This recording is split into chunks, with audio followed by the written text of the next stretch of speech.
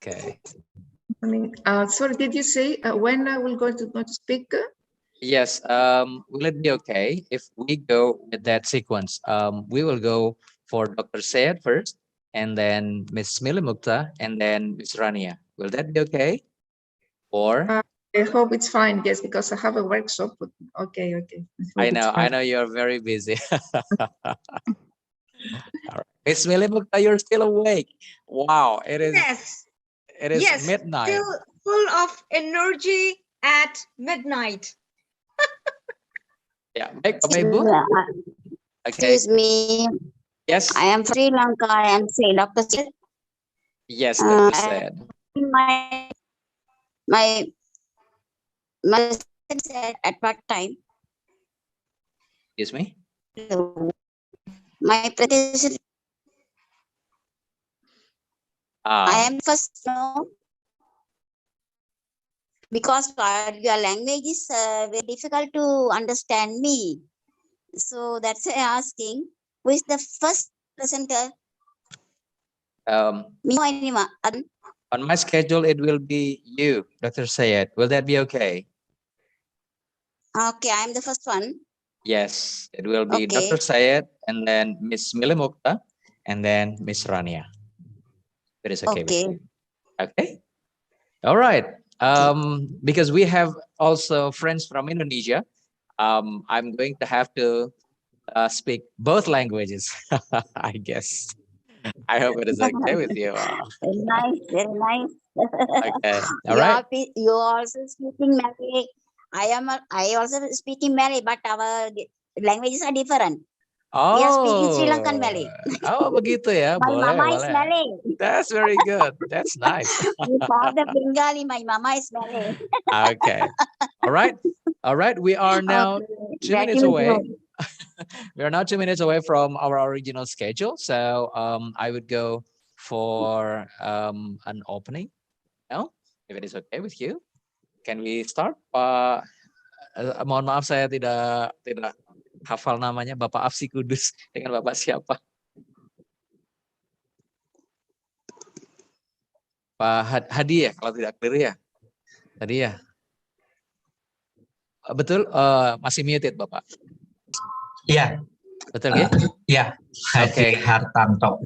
Oke, apakah ini ada seremonial khususnya atau langsung saja dimulai? Boleh langsung saja dimulai. Oke, baik. Terima kasih. Assalamualaikum warahmatullahi wabarakatuh.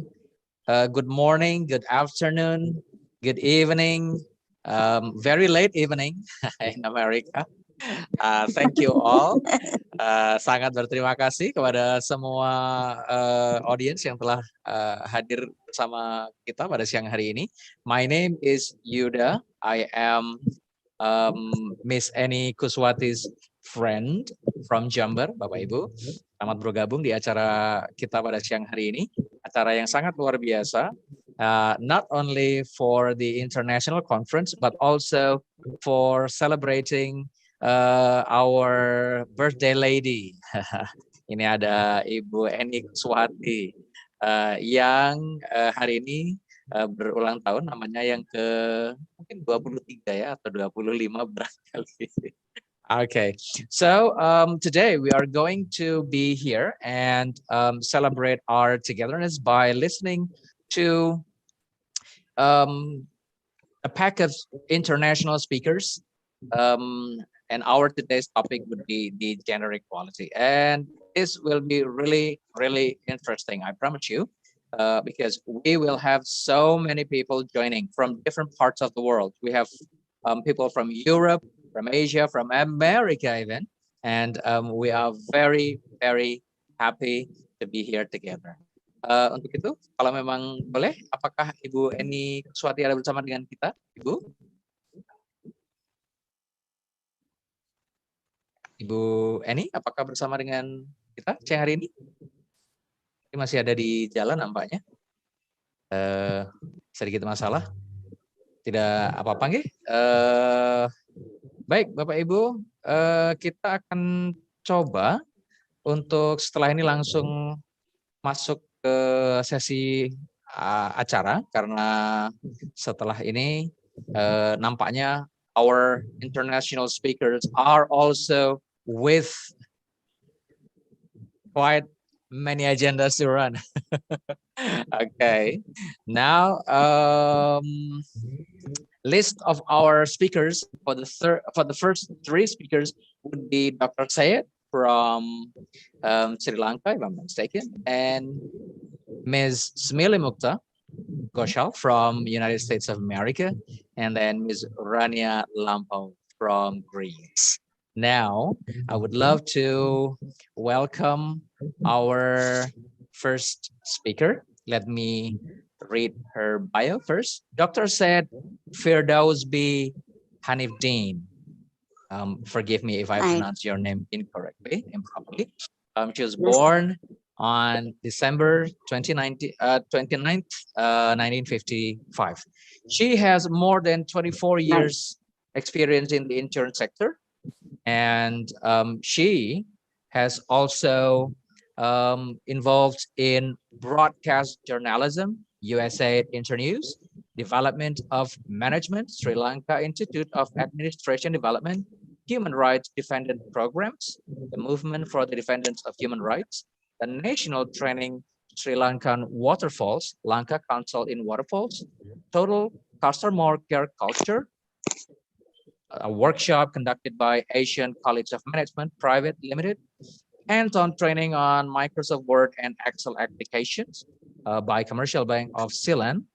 And also, she has practices as a student of Ayurveda, and she also possesses first aid certification at St. John's Ambulance. She is also really interested in poetry and writing, social worker, and she's also experiencing human rights representatives ambassador of Bangladesh, also peace ambassador in Pakistan, and also a chairman to PLHRF Sri Lanka, and a governor to Global Women Youth Organization. And last, not least, she is the ambassador and president of ICRA Foundation of Sri Lanka.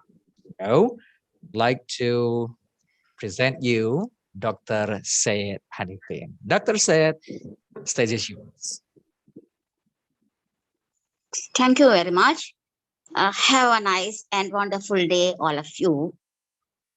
Congratulations to our conference, Gender Equality and Equality of Human Rights. Gender equality is a human right. It is a necessary foundation for a peaceful and sustainable world, and advising gender equality is critical to all areas of healthy society. With only decade left, achieve the 2013 Agenda for Sustainable Development. It is crucial to ensure that every person has equal access to education, healthcare, decent work, a life free from discrimination and abuse, and representation of political and economic decision making. Sri Lanka has made significant progress towards achieving gender equality.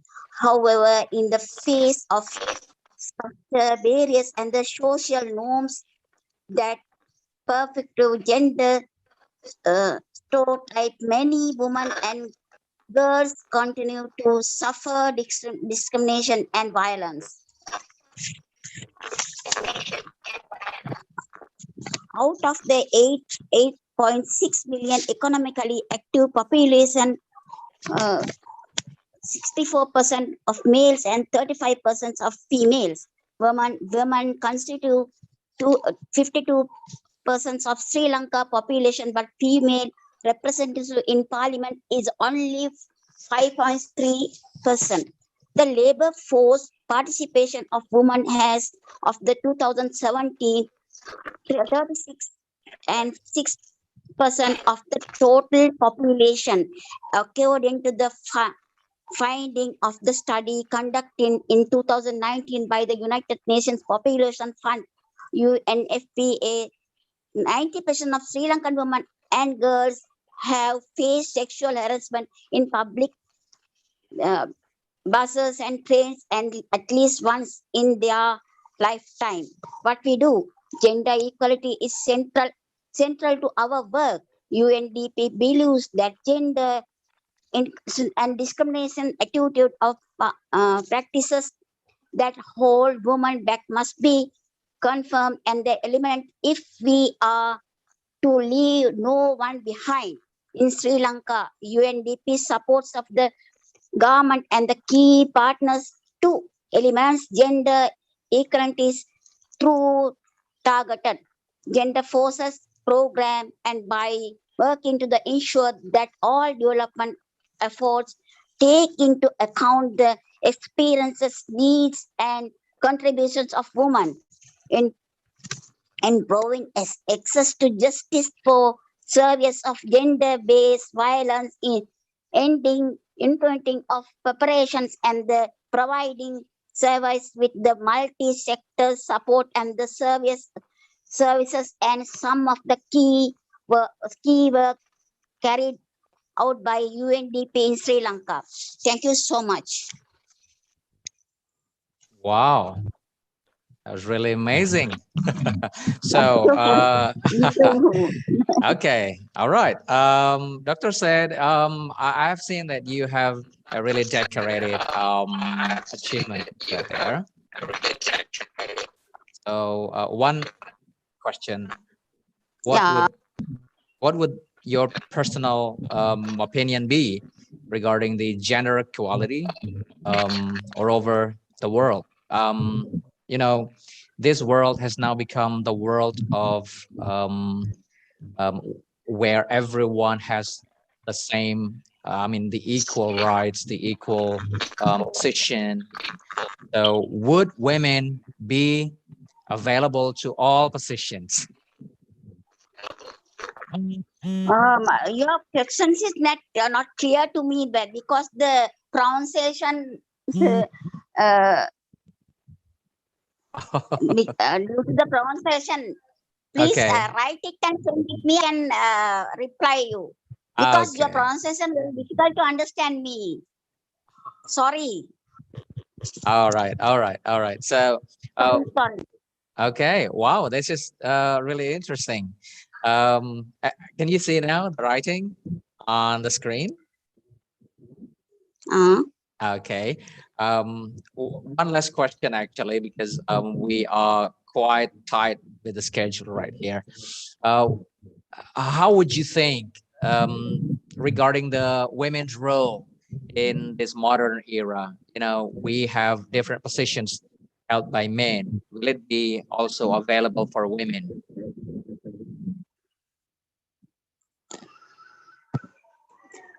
How would you say regarding the women's role in this modern?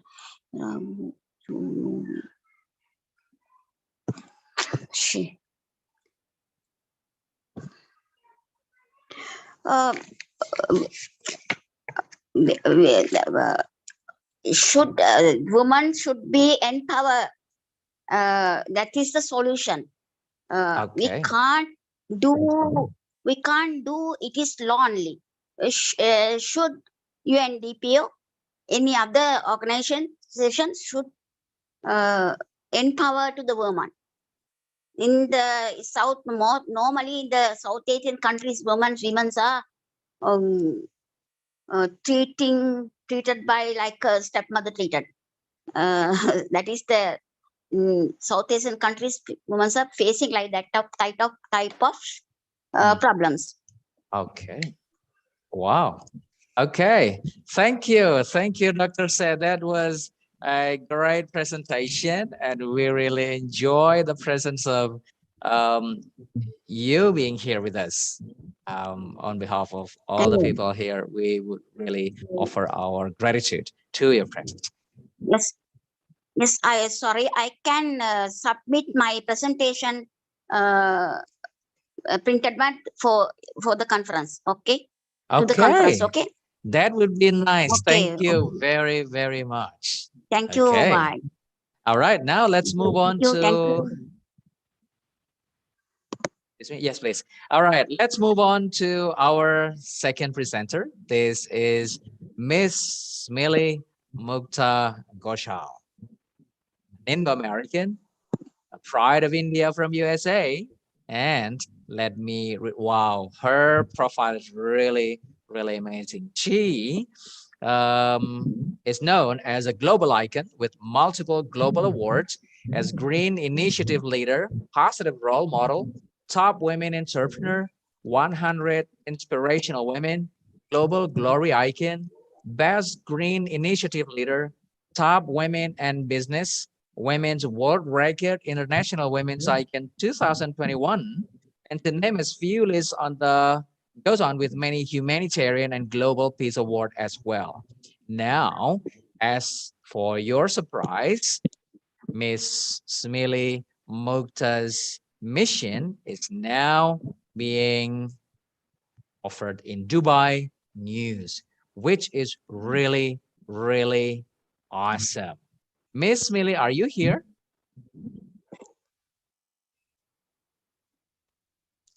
Miss Smiley? Miss Mukta, are you here?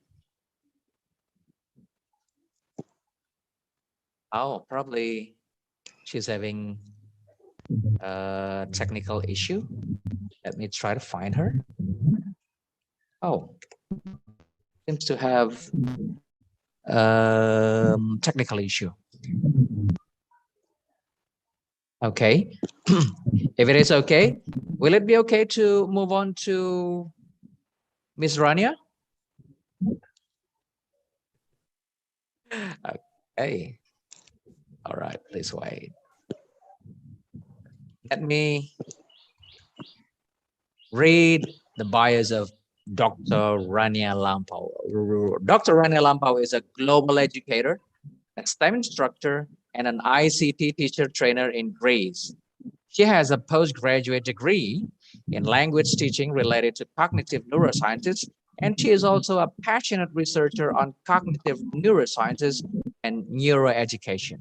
Currently, she is a STEM instructor at the Greek Astronomy and Space Company, and she is also working at the Greek Ministry of Education at the Directorate of Educational Technology and Innovation, where she writes STEM projects for Greek schools. She has been awarded many national and international prizes. Wow, so far 95. And she is a Global Teacher Award 2020 AKS winner, the winner and a Global Teacher Prize finalist 2019 by Farki Foundation. And recently, she has been selected as Global Icon 2020, featured in Patient Vista magazine. She is also among the top 10 women entrepreneurs featured in Fortune and among the 100 most successful women in business featured in Amazon book by Global Trade Chamber. Please wait, because this is really interesting. She has got a lot of experience in the Global Peace Ambassador and also an international executive member of Global Edu Leaders Forum, and she is an executive director of education of Forum Plus 36 Peace and Unity. She is an editorial board member of many journals. She has presented her research in numerous international conferences and e-conferences, and she has published work in various journals. Wow, that was quite awesome. Thank you, Dr. Rania. The stage is yours.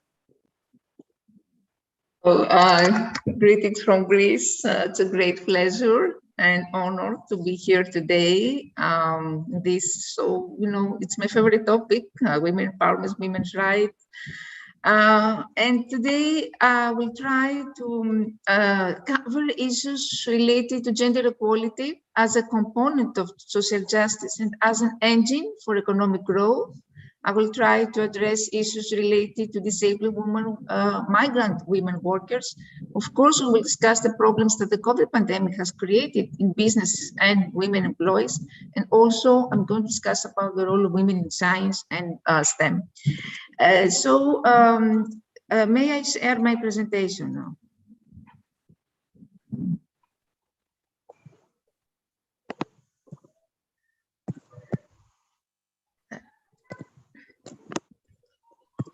Can you see now my presentation?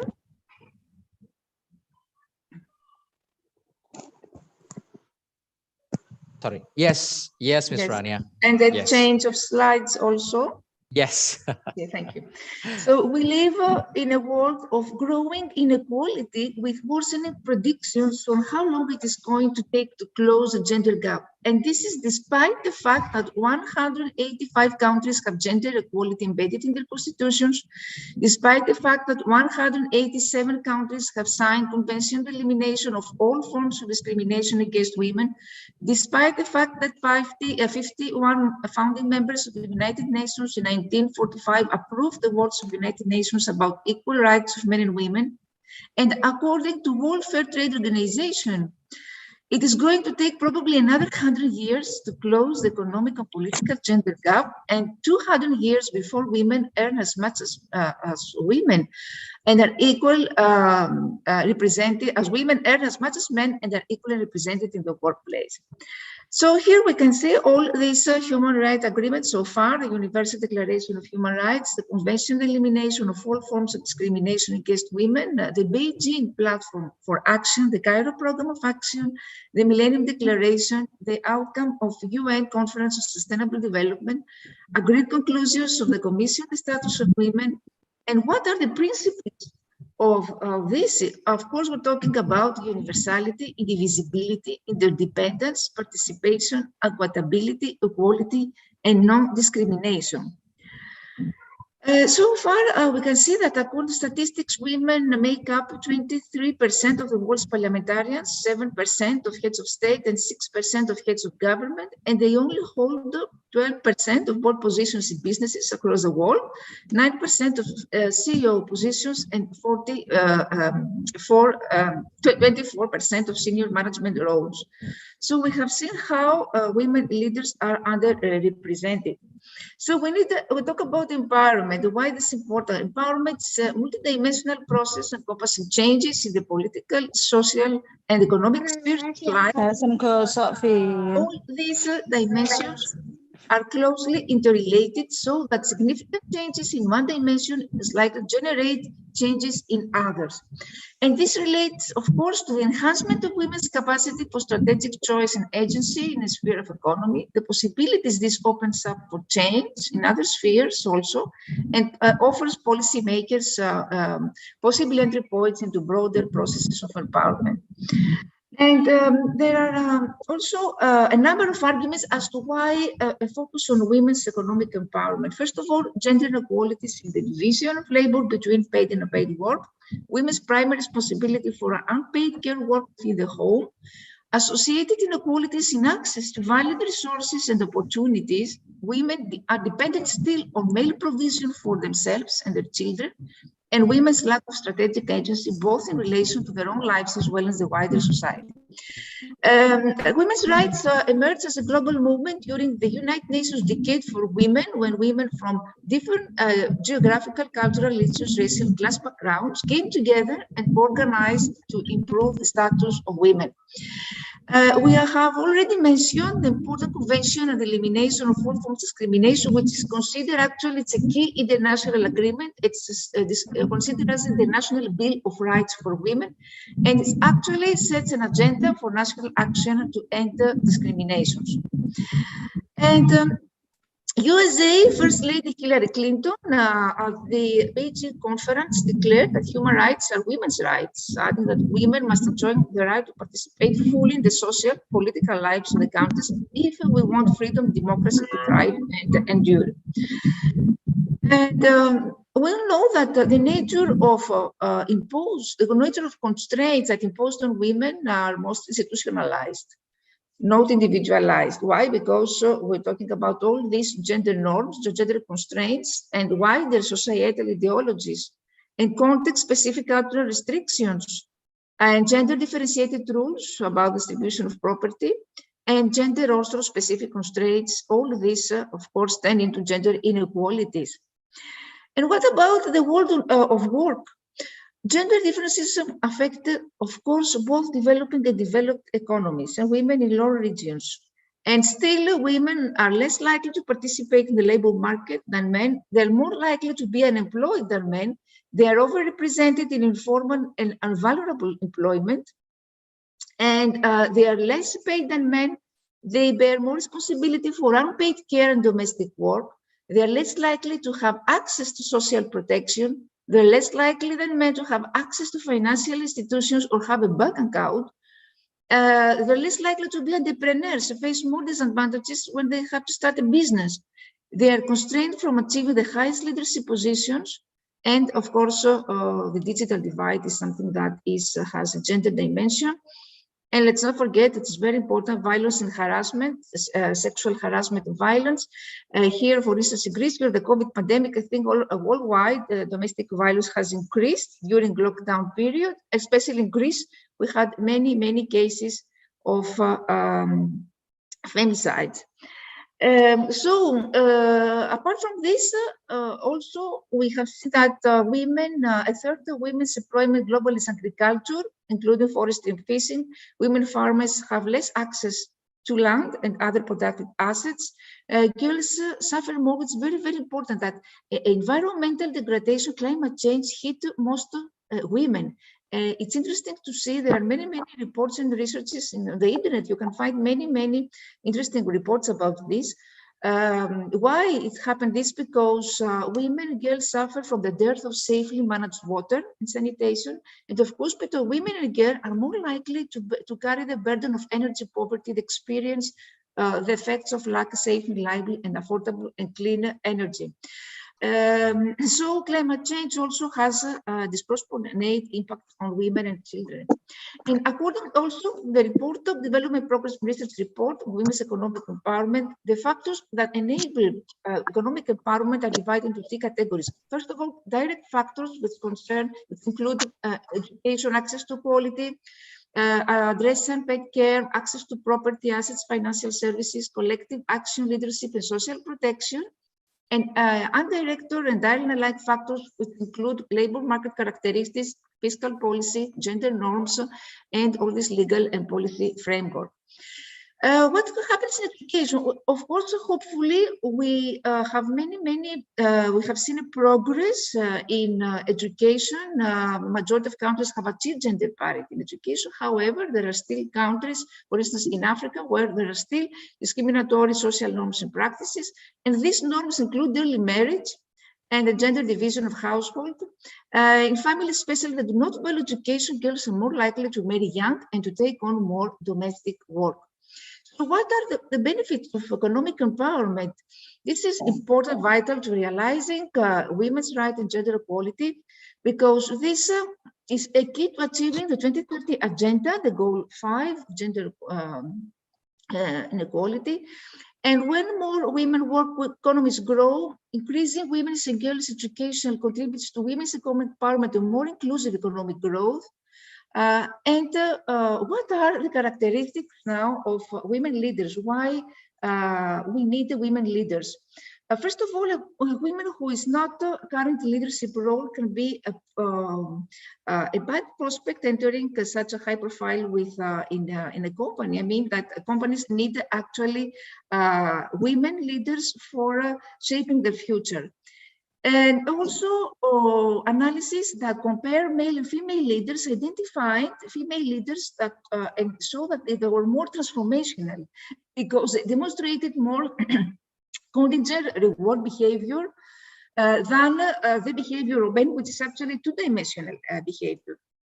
Women are more capable in teamwork because they demonstrate passion, enthusiasm, and capability to take command of situation when it's needed to be taken. And also they are able women to make bold and wise decisions as leaders. This helps make the team environment less authoritative and more cooperative. And also women demonstrate superior leadership values. This is actually proven through reports. And also business-wide communication can be enhanced. I said this all, you know, research says that the women's brain is more social.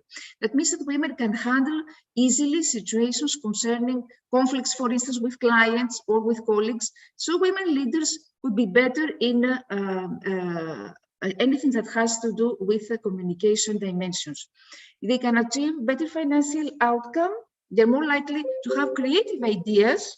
So this is very important for creativity and innovation, because this helps fuel growth and helps more create sustainability within organization. They offer always fresh new outlooks, fresh perspectives. Women leaders can provide also better mentorship. And also the ability to wear many hats. We have seen how they're very good in multitasking, etc. So women are empathetic, women are great listeners, they're nurturing, they focus on teamwork, they are motivated by challenges, they're strong communicators, they dream big, they handle crisis situations well, they can wear many hats, and they have high emotional intelligence, they are flexible, they lead by example, they defy the odds. Still, we can mention some problems that have to do with inequalities in access to land and property, especially in rural areas. And also we can mention what I said before, gender-based violence. Hopefully there are some steps to the committees to try to take measures to encourage states to take measures about criminalizing all forms of JVB, to take measures to prevent all these cases of sexual harassment. We can mention the global Me Too movement, which was founded in 2016 by the USA activist Anna Berg, with the goal of enabling women to speak out against sexual abuse. Here in Greece, recently this movement has become very popular. We can mention also in India, the 2013 Post Act, which actually mandates employers to take steps to protect female employees from sexual harassment in the workplace and to provide procedures for resolution, settlement, or prosecution. And also, let's not forget the case of women migrant workers who usually are highly skilled, but they are often concentrated in informal, low-paid and regulated work. They're usually employed on services, retail, arts and craft, trade, etc.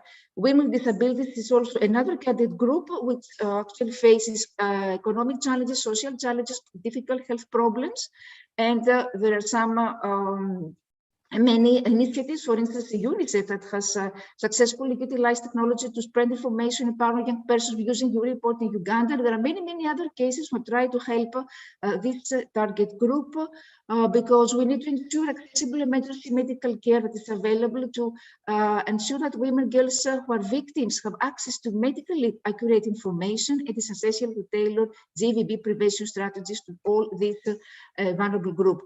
So in general, we needed to enact policies to overcome women's unequal access to economic opportunities, because how we can do that? By promoting equal pay for equal work, battle gender labor market segregation, shifted tax structures, providing incentives for employers, prohibit sexual harassment, value distributing unpaid work, ensure full employment, decent work, and a living wage for all. Promote programs to guarantee higher levels of safety for women and girls. Design campaigns, formative campaigns, educational materials that promote metacognition, reflection on gender stereotypes. Promote also a strategy for collaborative work between community-based organizations and government entities. Promote the recognition of women in care work, informal productive activities, and the right to decent work. And we have seen also during the COVID pandemic, for instance, in America, corporate America, 1 in 4 women are contemplating downshifting their careers or leaving the workforce completely. We have seen how also during pandemic, women, they feel more burnt out than men. How Black women are less likely to feel supported at work during the COVID pandemic also, and all the challenges that women faced during the COVID pandemic. And there are also some recommendations that can be made to companies during this period, the COVID period time, how to make work more sustainable, how to reset norms around flexibility, for instance, give more days off, leave of absence to women with children. Take steps to minimize gender bias, adjust policies and programs to better support employees, strengthen employee communication. I said before, it is interesting also to explore this relation between women and climate change and how also what happens with women, how they're employed in energy infrastructure. For instance, in India, we have the Rampur hydropower project, which actually employs women in this program. And before concluding, I want to say that what I'm trying to do is I'm the founder of many international programs and projects all around the world, humanitarian world, based on sustainable development goals. And my most recent one is called Gender-Based Violence, Why Peace is a Much Better Option. It's based on 5 out of 17 sustainable development goals. Here you can see good health, quality education, gender equality, reducing inequality, peace, justice, and strong institutions. And here it's inspired by gender-based violence high rates in Nigeria. It has started to be implemented there with great success. And this actually combines STEM education with gender-based violence awareness, have included many activities there, challenging activities for students. The final outcome of this program is to strengthen the idea of peace among students who suffer from gender-related conflict.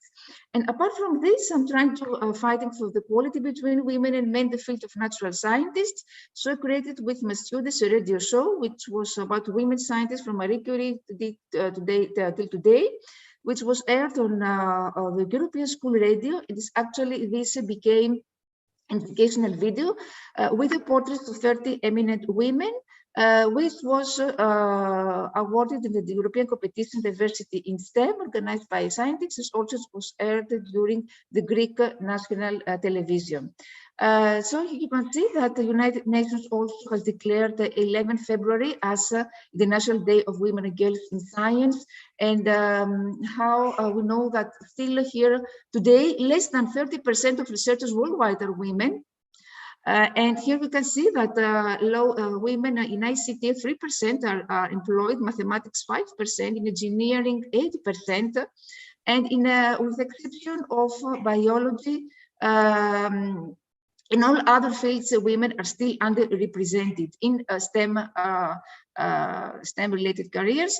And of course, it's another chapter why all there are gender stereotypes, male-dominated cultures, lack of role models, and math anxiety. It's another chapter.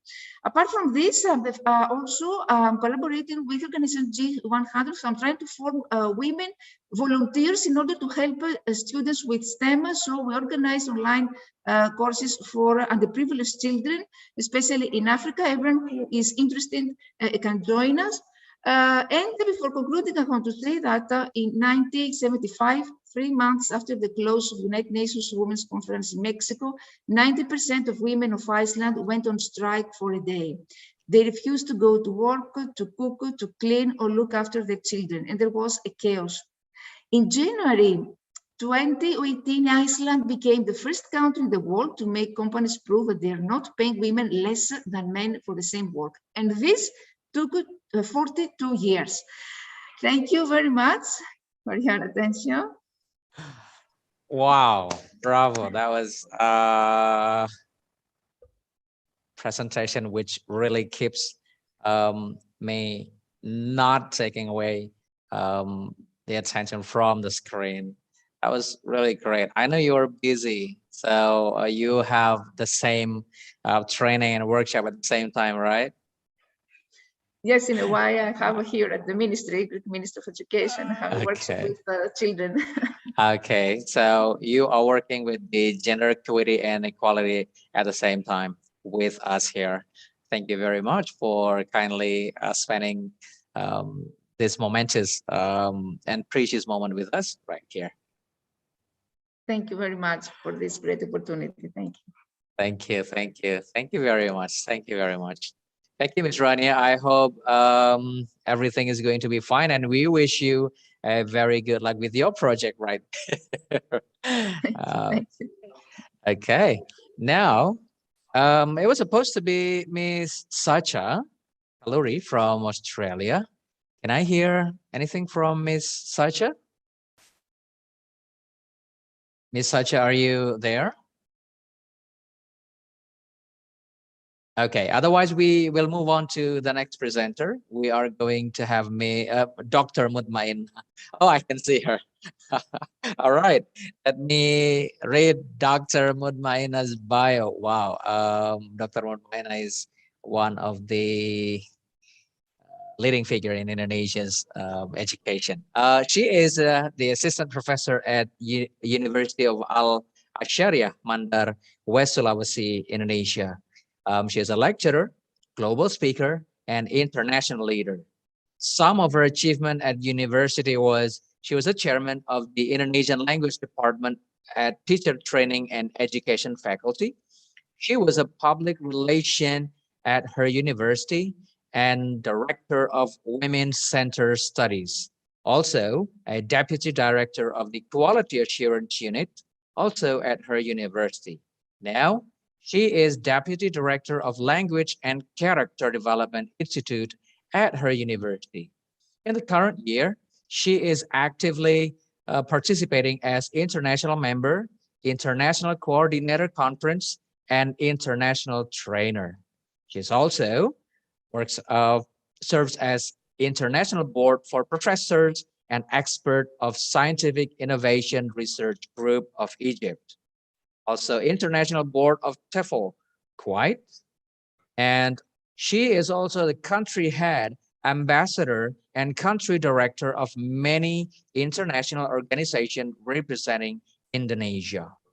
She is the winner of many awards, more than 60 awards, wow, in the world, such as Outstanding Professor, Outstanding Leadership, Best International Influencer, Best Emerging Professor of the Year, International Award for Working Women, Best Speaker, SDGs Warrior, Best Global Outstanding Educational Innovation, and many more.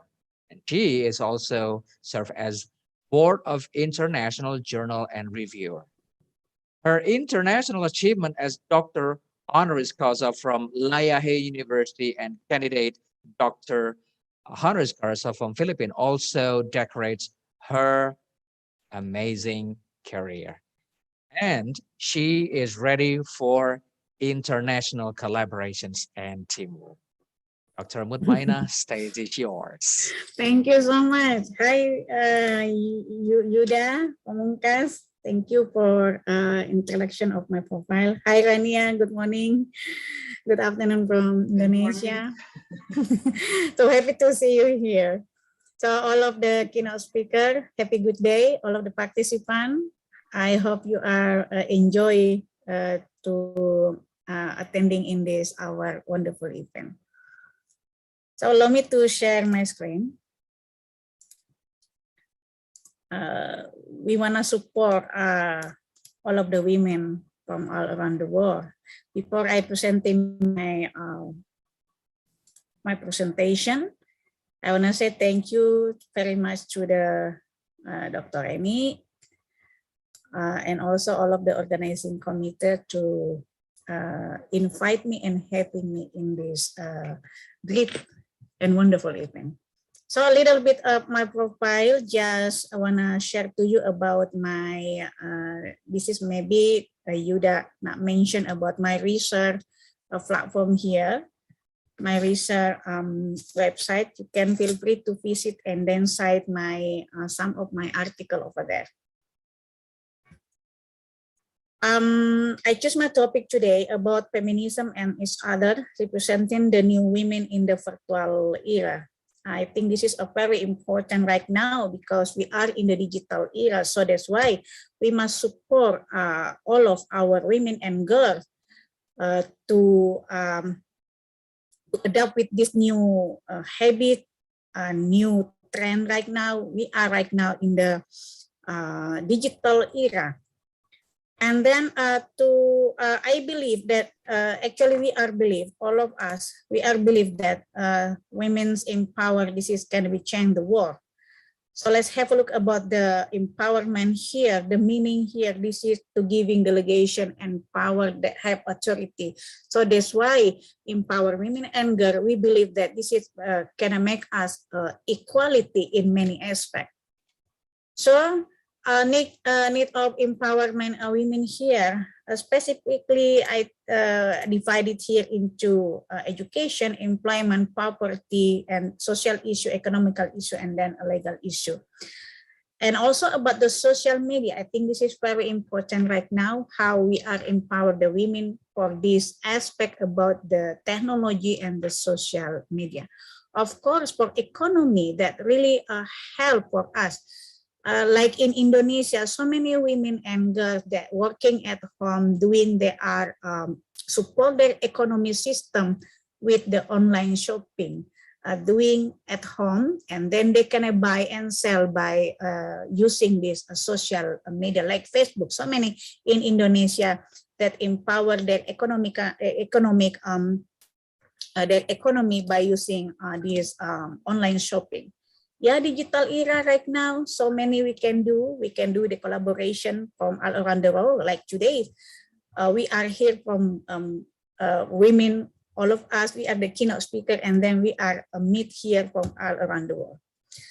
So based on the background and the talk and the phenomenon that today's, we will discuss about the importance of diversity in technology industry, social media and culture, cell phone landscape, and globalizing women studies pitfalls and possibilities. Let's have a look about the importance of diversity in technology industry. That actually this is our world right now. We are in the digital era. Everything we can handle by internet. We are in the internet of things. Then we know that like Indonesia area in Indonesia, maybe this is same with another country in Asia, but specifically today I'm sharing to you about my country condition and the women a problem that we have challenged and faced in this digital era for today.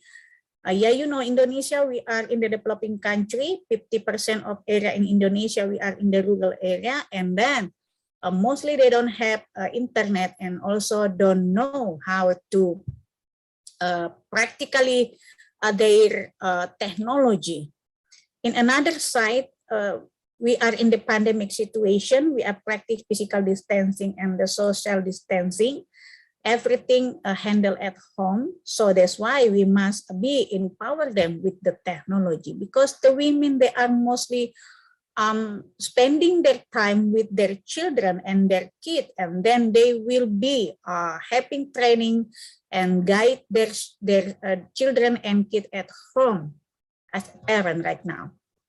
So let's have a look about the impact of COVID-19 and women in technology, specifically right now still the sector of workforce in industry. Mostly this is still domination by the men, but actually we are totally believe that the women will be mostly they can be increase their skill and their competence if we can be allow them, we can give them the permission to do the innovation, to do the creativity. And then one of the most important to empower them, this is the first underline, the first issue, this is about the education. That's why the education, this is a very powerful ways to empowerment women before we are empower them in many aspects. Because in education, this is the holistic process, not only about transfer knowledge, but also this is we are training them about their character, their behavior, their attitude, and then also about their moral and value. So they must be appreciate their self, women itself. Oh, sorry. Actually, maybe I have bad connection. So let's have a look the data here about women in the STEM by country 2020. Let's have a look. This is actually mostly the women, they are totally believe they cannot be they cannot be collaborate actually, but this is we must understanding about the condition of the women, why we are we cannot be equality in many aspects, like in leadership and in industry, because mostly some of this data that I want to share to you. Let's have a look. Mostly we get still this about the harassment, about the we have the some of the experience about the discrimination. I think, yeah, I think we are totally misunderstanding about this condition. So many women here believe that this is lack of diversity in technology or workplace, and also about leadership. So what should we do right now? Have a look the characteristic of the women today. We are in the digital era. That's why we do really hope we can support them in technology with the social media. Like example here, so many women, they are spending their time mostly than a man in the social media.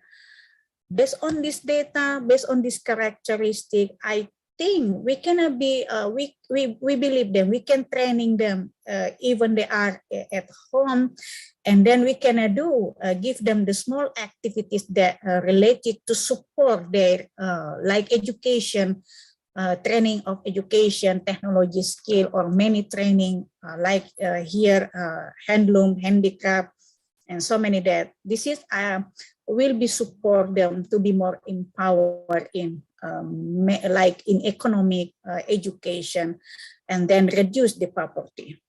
So why ICT information communication very important? Because ICT enable work to be brought to home and allow for better accommodation for work and family schedule.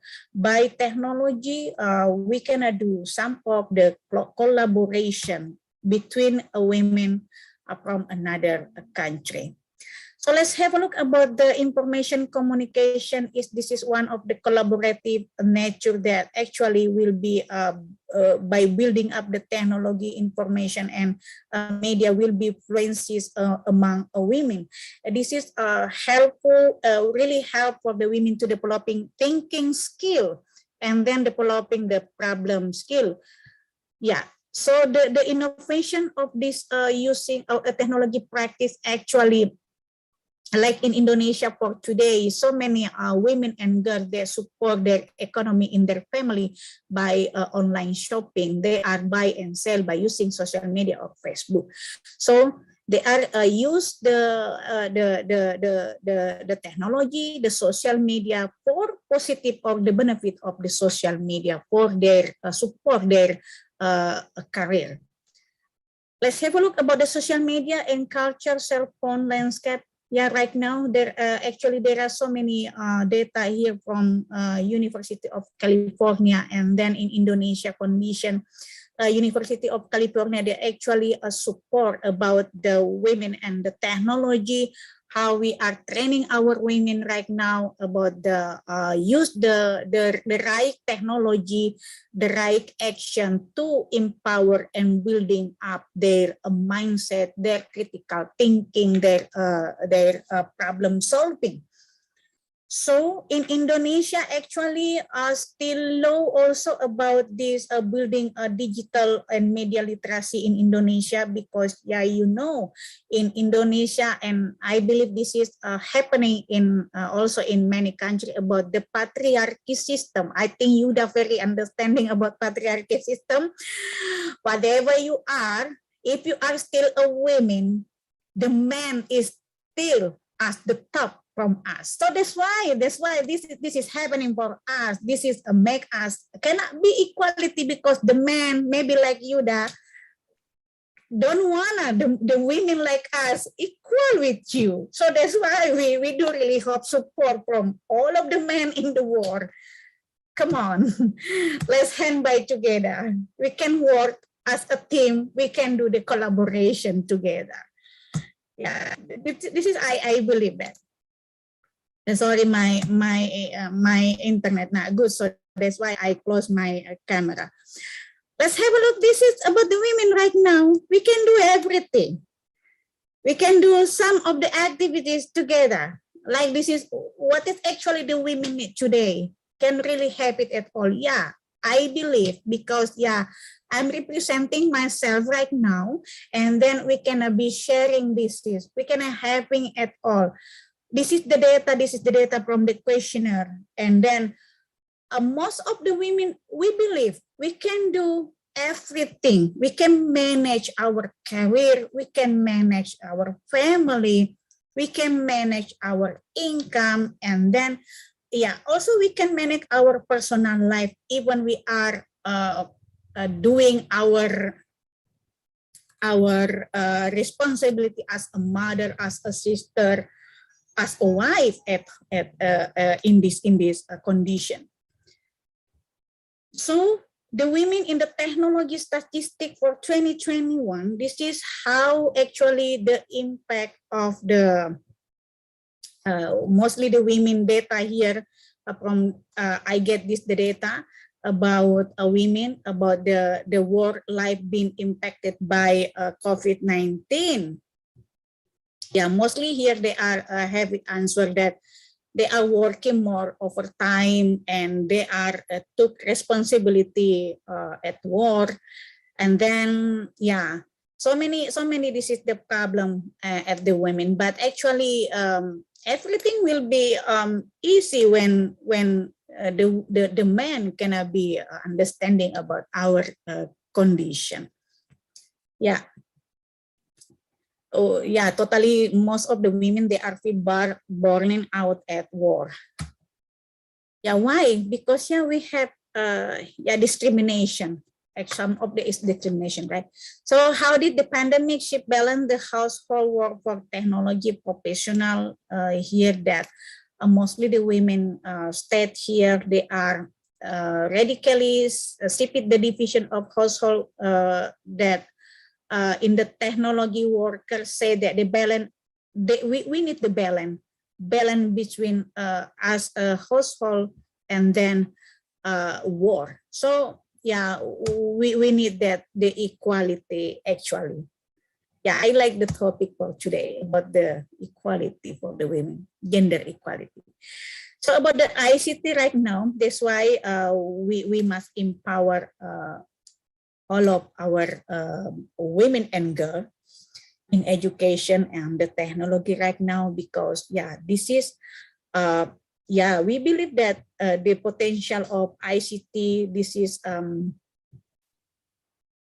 the promotion of gender equality and then women empowerment. This is understand how women can have more access and participate in to developing their own career, for example.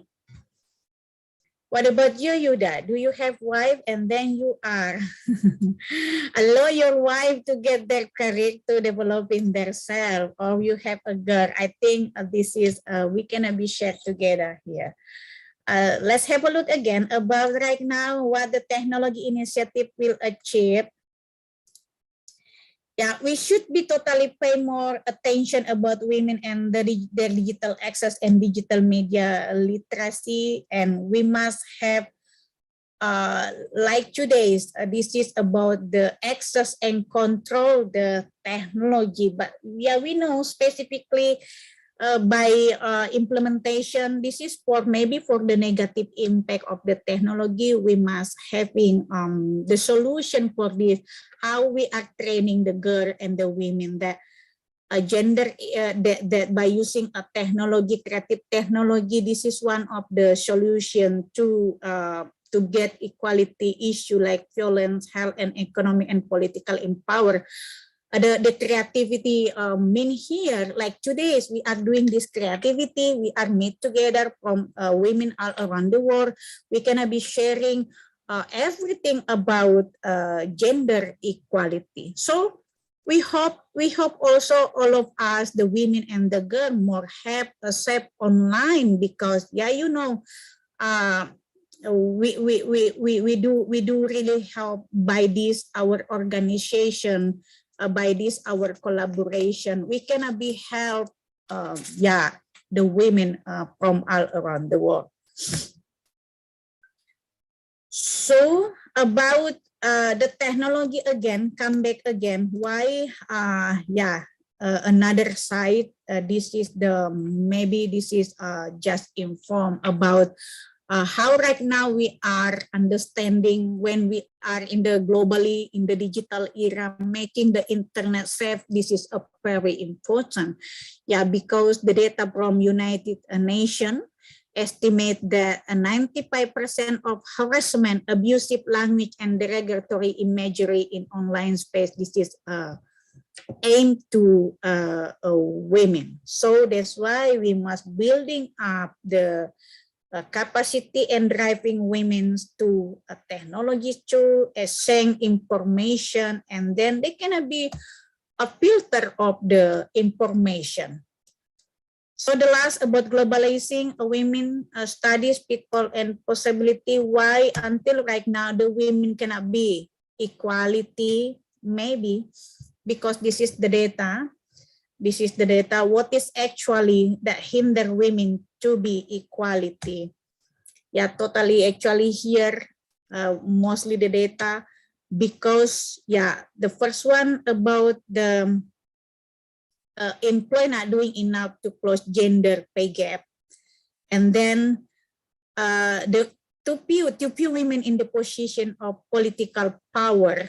So totally about empower in education, and also the biggest gap between progress and important that the having more female as a leadership in many positions, maybe in the government, in the political, or in many aspects here, or in public, in business.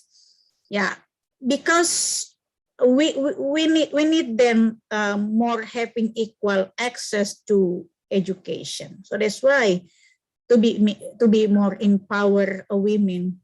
That's why the basic foundation is education. Let's have a look the important factor that help women to be get help, to be improved, to be equality with a man maybe. Yeah, we need to be here the women that working hard, intelligent, qualified, being confident, never giving up. We must being brave, looking good. And then we can make it connecting, like today's, we are doing collaboration and connecting from all around the world. We support each other, has political connection, so many here. So actually, based on the data here, what is actually hinder women to be equal? This is actually based on the women itself, because we are not confident to be equal with the men. I don't know. So that's why we need to be support and motivate all of the women from all around the world. We cannot do together. So let's have a look here about, yeah, we need to be liberate. Women must feel free to be yourself, and then we cannot be building up our competence with education, and then we must collaboration together. We must finding our voice, and then we must empower, and we need people to listening to us. So thank you for having me and listening to me today. I have bad connection. My PPT not moving again. Sorry for that. So yeah, this is thank you. Okay. Thank you for having me and listening to me. Thank you so much. Assalamualaikum warahmatullahi wabarakatuh. Waalaikumsalam warahmatullahi wabarakatuh. Thank you, Dr. Mutmainah. That was a real shocking presentation. That was really amazing, you know. And as for Indonesian friends here, kebetulan karena saya orang Jawa juga, jadi kita tuh dilahirkan jadi wong lanang gitu ya, olon yang menang gitu. Yeah, Jadi, that's why we cannot be equality because of this is the patriarchy system. I was going to And say then that. and then why this patriarchy system still right now continues? We cannot break down this is patriarchy system because you, the man, you don't want to be equality with us. Okay, all right. Just before we continue, I would like to let Dr. Mutmainah know Thank you so much. that my wife is vice principal at her school, so Yeah, I great. obviously gave her the chance to go for her career. Yeah. Not to defend all men because that's from my side, but that's okay. Yeah. Anyway, I do believe that we really support that women equality before But outcomes.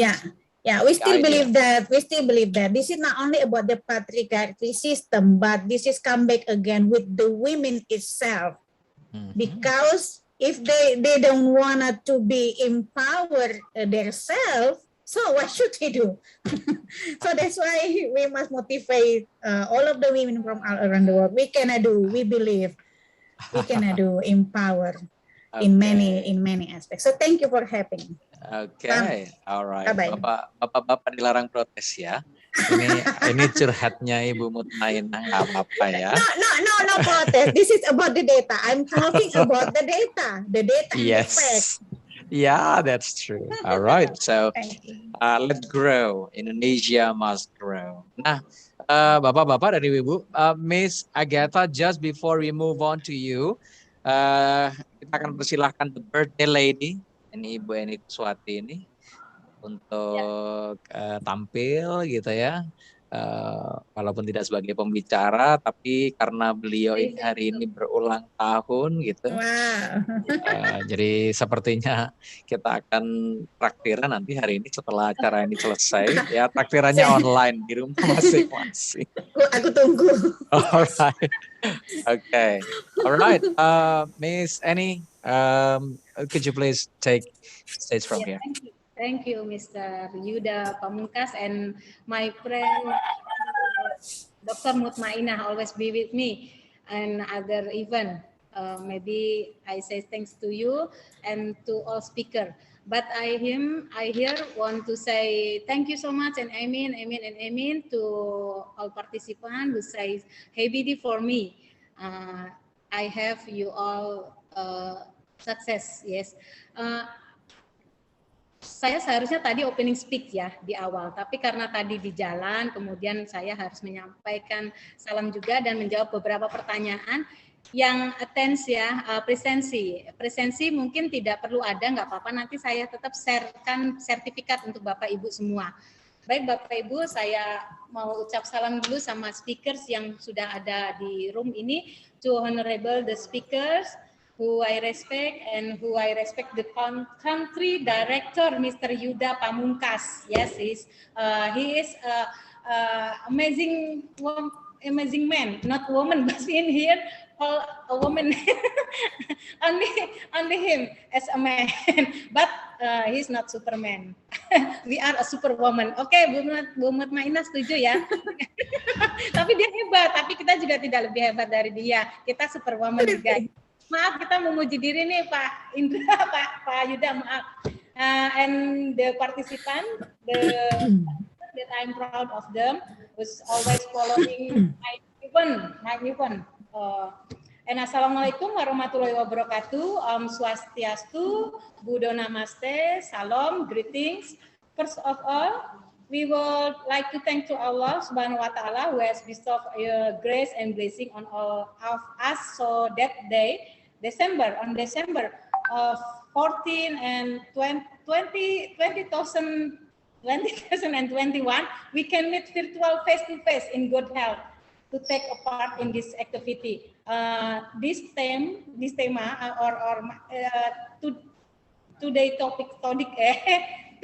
Topic today is Gender Equality Conference and Women Leadership, representing by 5 continents, speaker from 5 continents, and this is expected to be carried in an ordinary and smooth manner. Maybe I wrong in speaking and I'm telling, so I'm sorry because I can speak English very well. Just flow like water. Hanya seperti air mengalir dan tidak tahu. Semoga paham teman-teman semua ya. Today in this virtual room, there we are participant of the Gender Equality Conference, not only teacher, but school principal, supervisor from all over Indonesia, but from abroad too. The main topic today is discussed by gender equality and women leadership as a gender responsive effort. A woman can now go to school until they reach the level of higher education, have a career in the public sphere, and become leader for their families or co-workers. Then the Ministry of Education have implementation curriculum development program. At the level of practice in the school, it is necessary necessary to provide guidance so that there is no gender, such as the use symbol of illustration that do not show discrimination.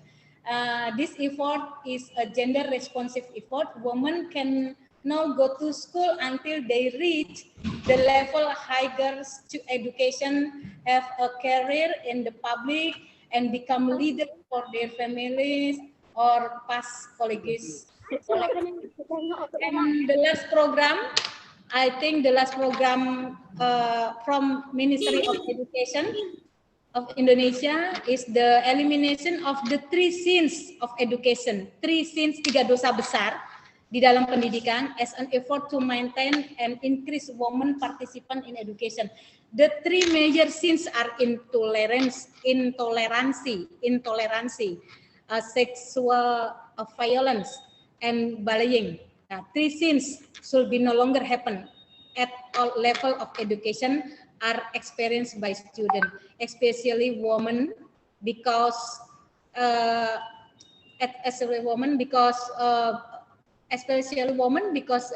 in general female students are more vulnerable to act of violence. The 3 major sins are 3 dosa besar dalam pendidikan, ada tadi intoleransi, seksual, dan bullying ya, perundungan. Nah sekarang sedang marak sekali dibahas tentang perundungan ya di dalam program sekolah penggerak. The Indonesian Ministry of Education and Culture has encourage the creation of the safe learning environment for female students. Ministry of Education have a regulation and prevention on overcoming of violence in educational unit. For early childhood education, primary and secondary school, the Ministry of Education and Culture designed to prevention and control of sexual violence in universities. The best mechanism for receiving and following on report of the 3 major 3 dosa besar pendidikan in primary education, secondary education, and senior secondary education is obtained from teachers or the community, and the best mechanism for encouraging higher education institution to form violence prevention. The issue that is the focus of the Ministry of Education and Culture, Research and Technology is related to bullying. Bullying, saya salah sebut nggak? Bullying. This issue is not only oriented toward girl, but in general, because bullying is experienced by both boys and girls. Maybe I am as a founder for GIPSI organization, we express our gratitude and high appreciation to all speakers and moderator. Without moderator Mr. Yuda Pamungkas, I have today even may only be just a dream. Jadi kalau tanpa dirinya, saya dalam bahasa Indonesia saja deh, saya susah juga. Kalau dalam bahasa tidak ada dirinya, mimpi saya untuk membuat konferensi 5 benua itu akan hanya menjadi angan-angan belaka. Itu maksudnya apa, bahasa Inggrisnya susah, jadi saya hanya bisa bilang today even may only be a dream if Mr. Yuda not here to help our organization. Maybe just that I say to all participant in Indonesia, especially organization member for GIPSI, kindness and sincerity of all the ladies and gentlemen. More or less, when I say we apologize if something is less pleasing. Maksud saya begini, saya minta maaf kalau kata-kata saya ada yang salah. Dah itu ya maksud saya. Apa itu artinya? Nanti saya bingung jujur aja. Tadi Pak Yuda, saya bagaimanapun harus menyampaikan sepatah dua patah kata walaupun agak sulit sekali ya menyampaikannya, dan saya terus berusaha belajar untuk bisa bahasa Inggris, dan ini mungkin bisa mensupport teman-teman yang ada di room pada siang hari ini bahwa bahasa Inggris adalah hal yang sangat penting gitu. Saya belajar walaupun saya salah saya mengucapkan, tapi saya tidak pernah takut seperti itu. Jadi Bapak Ibu semua coba nanti di akhir ada sharing session mungkin dengan Mr. Yuda, bolehlah membuat sebuah pertanyaan atau statement-statement dengan bahasa Inggris gitu, atau tertuju kepada speaker-speaker yang ada di dalam room ini. Kita berusaha ya, walaupun kita guru IPS, kita semua social studies ya, social studies teacher, tapi coba kita juga bisa bahasa Inggris, karena bahasa Inggris adalah English is bahasa dunia ya, bahasa dunia. Begitu, terima kasih kepada Mr. Yuda Pamungkas sudah memberi waktu kepada saya, and thank you so much for all participant and all speaker. I have saya tidak bisa berkata apa-apa, hanya bisa mengucapkan terima kasih yang sebanyak-banyaknya. Wabillahi taufiq wal hidayah. Wassalamualaikum warahmatullahi wabarakatuh. Om Swastiastu, Om Santi Santi, Buddha Namaste, Salam. Iya, terima kasih Bapak Ibu. Jika berkenan, mari dihujani ini chatnya dengan ucapan selamat ulang tahun untuk Ibu Enik Swatin ya, karena kebetulan masih PPKM, tidak bisa ke Kudus kita ini, tapi tidak apa-apa, ucapan selamat hari ulang tahunnya nanti sampai ke sana. Alright. Nanti kita diundang ke Kudus. Iya. Kalau ada ini tiket promo. Siap. All right. Thank you very much. Thank you for kindly and patiently wait for the sessions.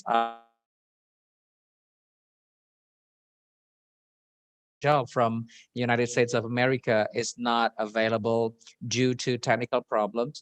She experienced any technical glitch, and the audio was not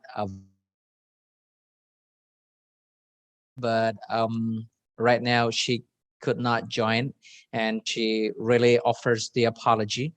She would like us all to know that although she is not being here, her thoughts and ideas over the gender equality and women leadership is right there. Thank you. The next presenter would be Miss Agatha. Miss Agatha, are you there? Miss Agatha, are you there?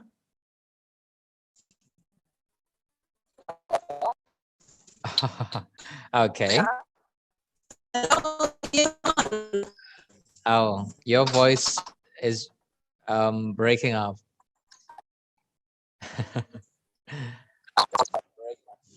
Yeah, I'm having technical glitches. Yeah, you're breaking up. We can't hear you clearly. If it is possible.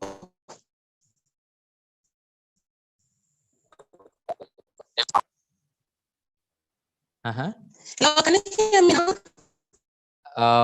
I'm very sorry, but your voice is not clear. It's breaking up. Will it be okay to move on while waiting for that technical problem to be? Maybe I can. There seems to be a little problem with her connection. Okay. While waiting for Miss Agatha Rashau to present, if it is okay, I would like to call Miss Ubani Vivian, if it is okay. Will it be okay? Miss Ubani, I can see you there. Will it be okay for you to present? Mrs. Ubani Vivian. Yes. Okay. Good morning. Good morning, everyone. Good morning. Let me put you in a spotlight. I actually sent you a message because I was not receiving any bios.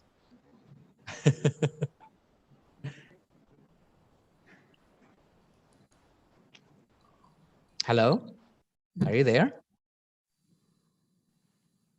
Mrs. Ubani Vivian. Can you hear us clearly? Mr.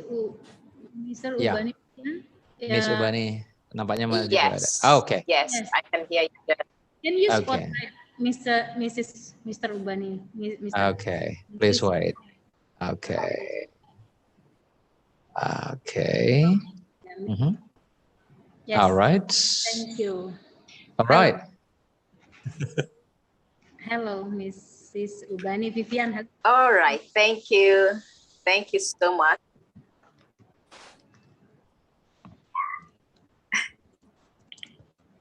Oh, I see. So thank you all for having me. Thank you here. So my name is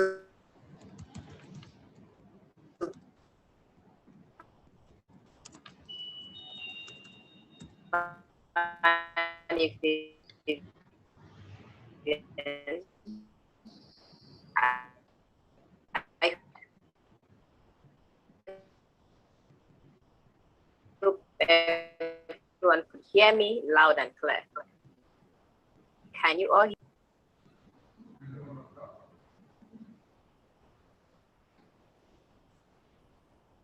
Hello. Yes, unfortunately, your voice is breaking up, but do please try. Come on. I believe it is okay. Come on. Okay. Come on. Okay. So better now.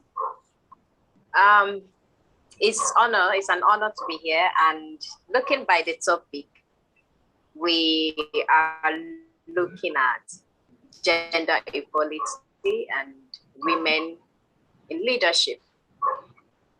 So if you can hear me, I would like to get a response.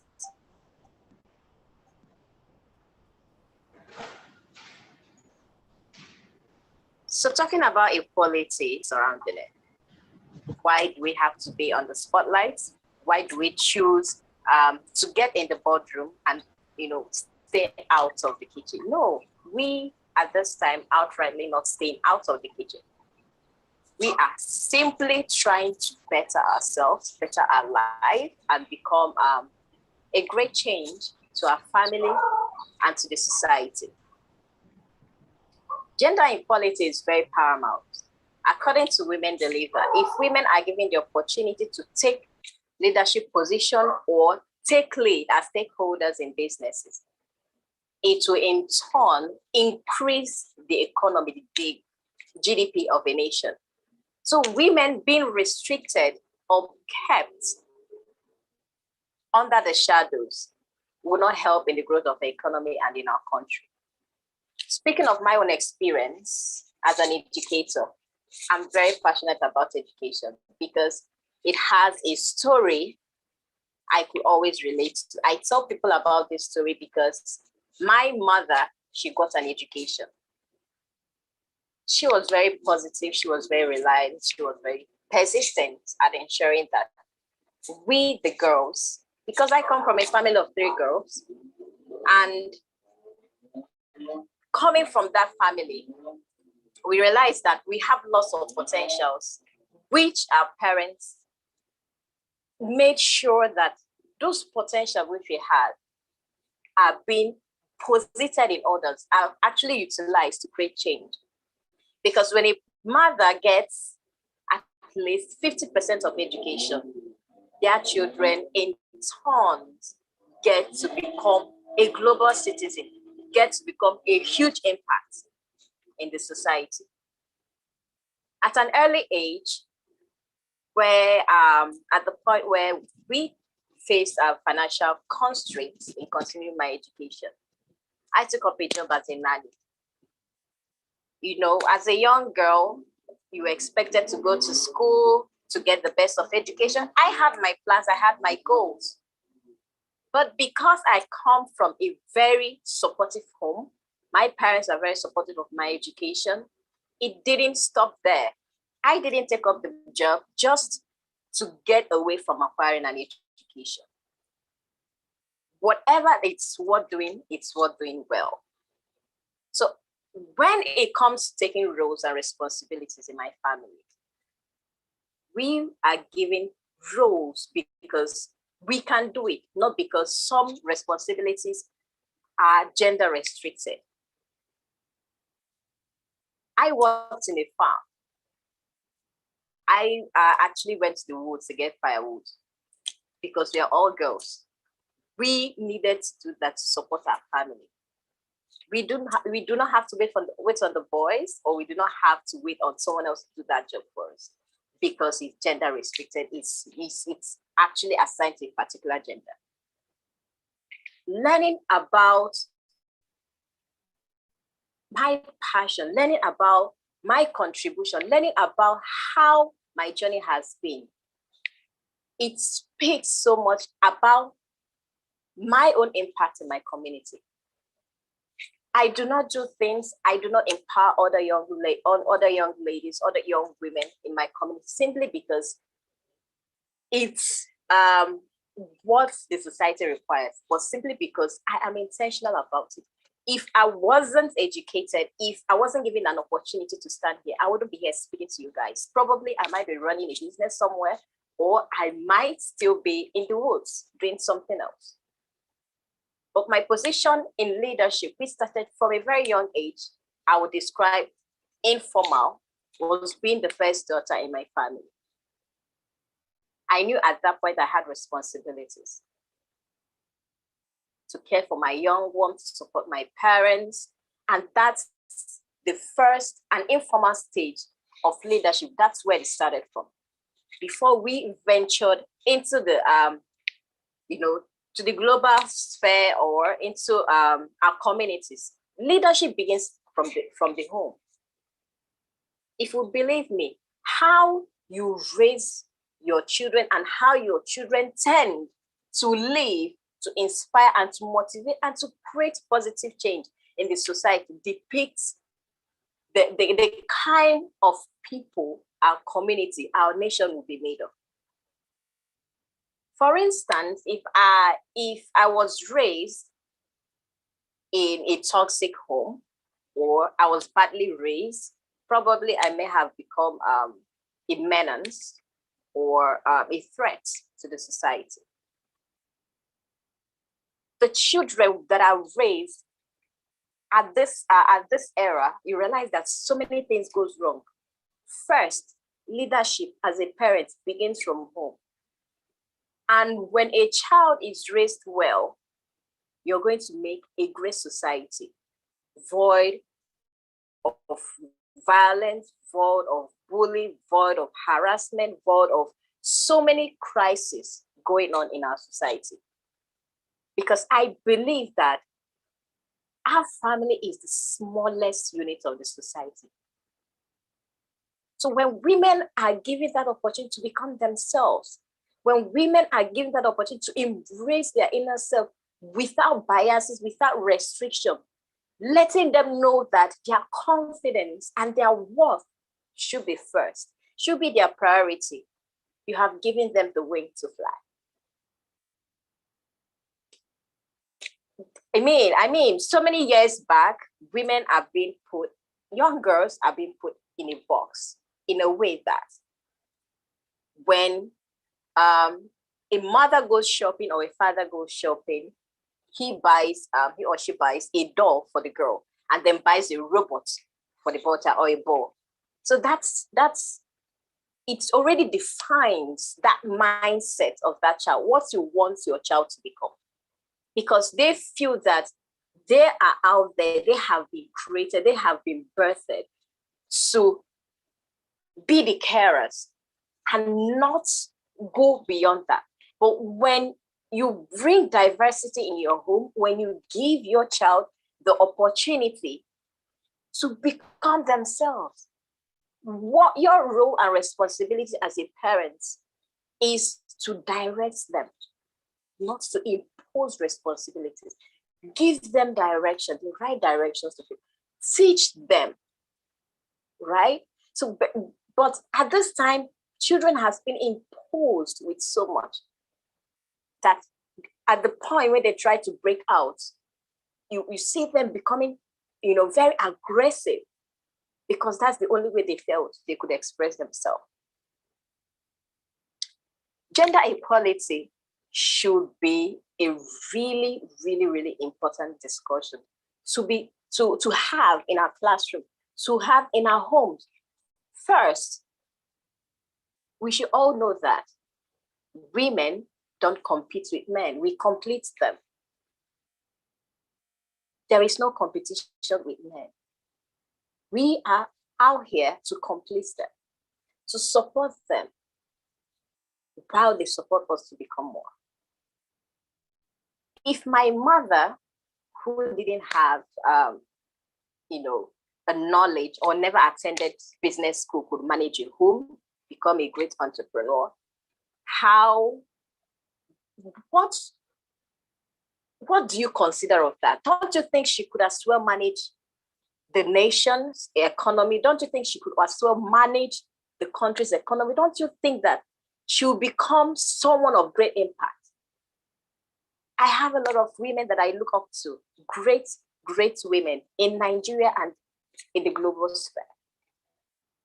I see women who do great things in politics, in governance, people who do great things in their businesses as an entrepreneur, and they seem to do really, really well in developing the nation. They inspire me. I see them, I get motivated. So sharing about my story from my childhood, it was really rough. Growing up, it wasn't that easy. But what gave me the motivation and the courage, the support system I got, was through my mother, because most time my father is out there at the field working to provide for the family. My mom got an education, and she saw the need and the importance of her children getting an education.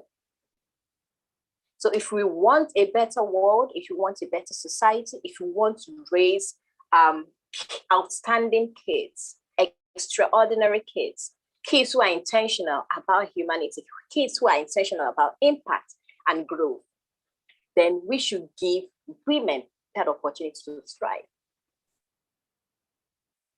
I have an experience also as an undergraduate in school when I was nominated to take on the position as the class representative, leading the class. You know what? Do you know one thing that struck me? Someone came up to oppose that. Why? Because I was a lady. The men should be the first and the women should be down. Then I'm asking, do we have to give the men the position because of their gender or because they are capable of that position? That's where we get it wrong. As much as the men are given that opportunity to thrive, to lead, it is also important to give the women the chance, that opportunity to show that they are worth it.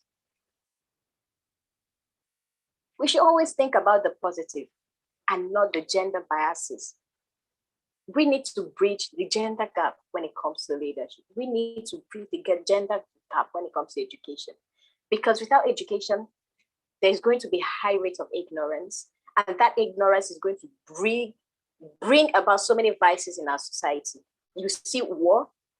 In Africa alone, there are so many out-of-school children. In Nigeria, we have 14 million of out-of-school children. Now, what do you think of those children in the next 5 years or in the next 10 years?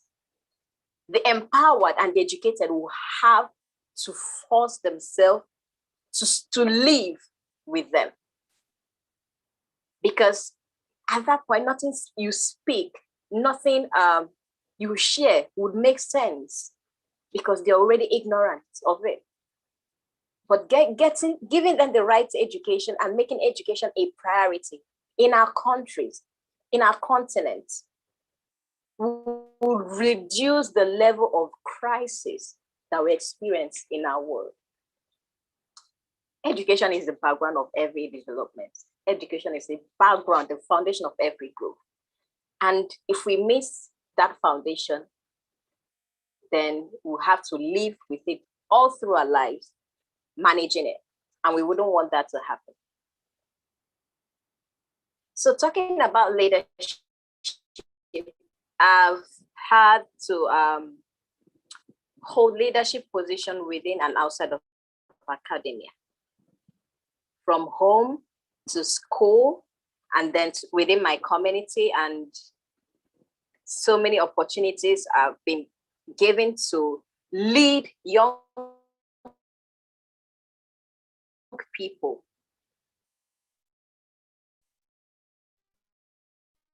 I do not consider myself the best. I consider every year I get to mentor. Sometimes we get exhausted. The empowered get exhausted because there's so many young girls, there's so many young women to help. There's so many people we need to carry along. But in all, what I'll assure us all is that we will continue to do our best, and we also need the men to give us all the support. Don't feel intimidated. Don't feel insecure about our growth, because the most important thing, we do that for you. We are completing you. You have our last name, so you should be proud of us. If our country is growing, we are collectively impacting on our world. If our nation economy is growing, we are contributors. We just want to be contributors. So give us that opportunity. And for women who are here, I see you all doing amazing things. I've read about your profile. You'll become your global ambassadors. You're a young person doing change, effecting change in your community. It's something I read and I get very proud of. This has evolved over the years since the 25th Beijing conference that was held many years ago. And I commend every young woman who was there, who stood still and fought the good fight that our voice could be heard. I respect all of them, because if they hadn't stood up to that, I wouldn't have had a voice right now. Perhaps other young women on this platform wouldn't have gotten that opportunity to come speak and express themselves. So whatever privilege that we get to experience, whatever privilege and opportunities we get to access at this time, we believe we had heroes, we had young women who laid the step, who created the standard. And that standard, we are here to enjoy and to create more, to take other young women along with us.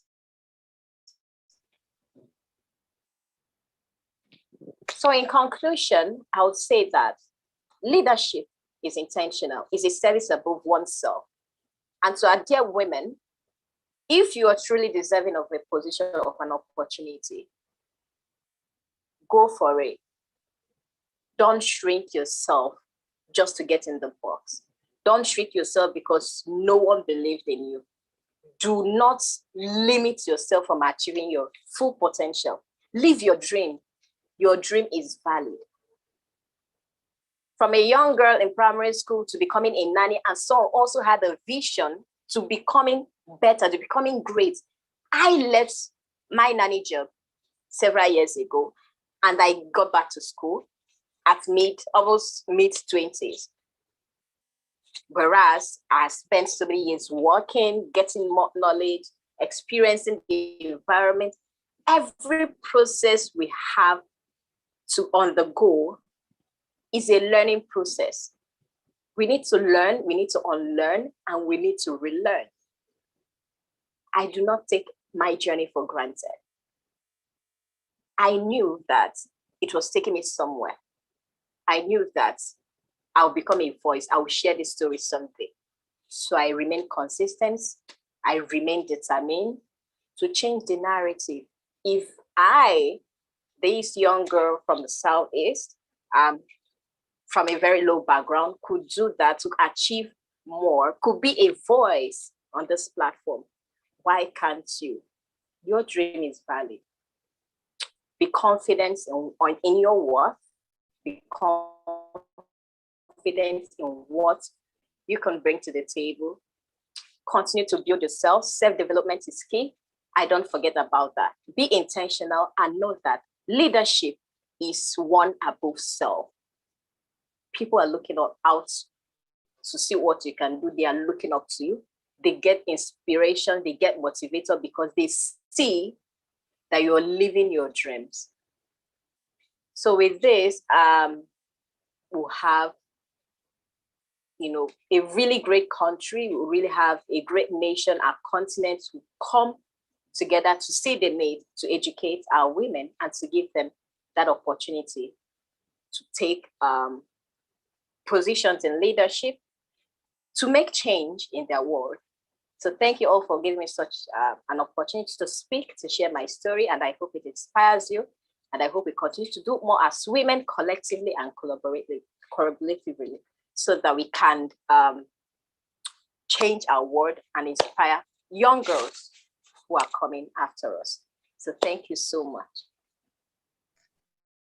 Thank you, Ms. Subani Vivian from Nigeria.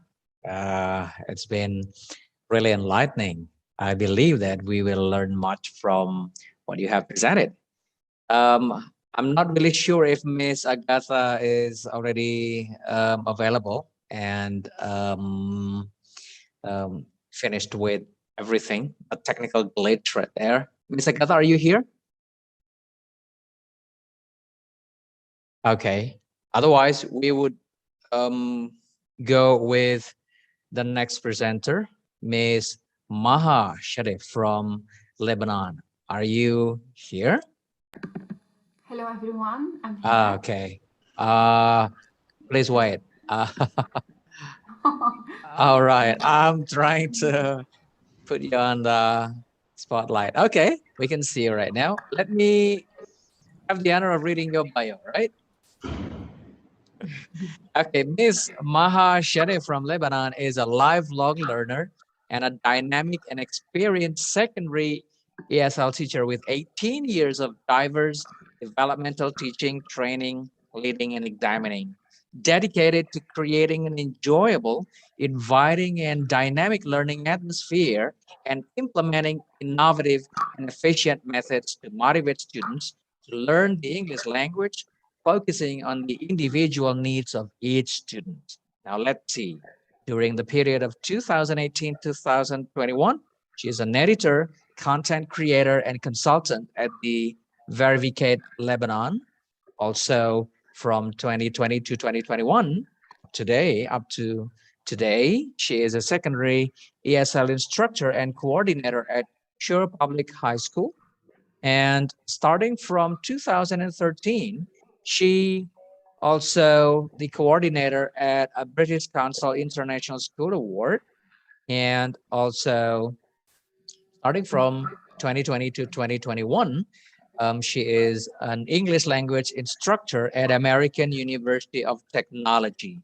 Not to mention that she is a Wikipedia editor. And to add to her decorated, amazing achievement, she received the grants as follows: Connecting Classrooms Professional Partnership Funding in 2014 to 2015, Connecting Classroom Professional Partnership Funding 2014 to 15 and 2016 to 17, and Connecting Classroom CC4 School Partnership Grant, the Lebanon Lincolnshire Cluster, 8 schools from Lincolnshire and 7 schools from Lebanon, 2018 and 2019.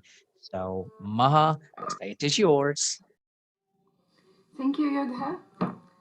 Good morning, good afternoon, good evening. I didn't know based the time of each one. Actually, it's a really pleasure to be with you today. Just give me a minute to share my screen.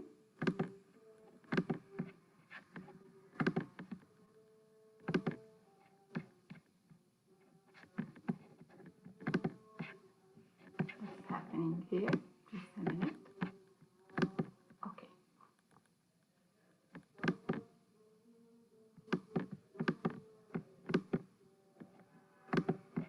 Can you see my screen now? Hello, everyone. Hello. Yes, I Can you see my screen? Yes, hello. Yeah, can you Yes. see my screen? Okay.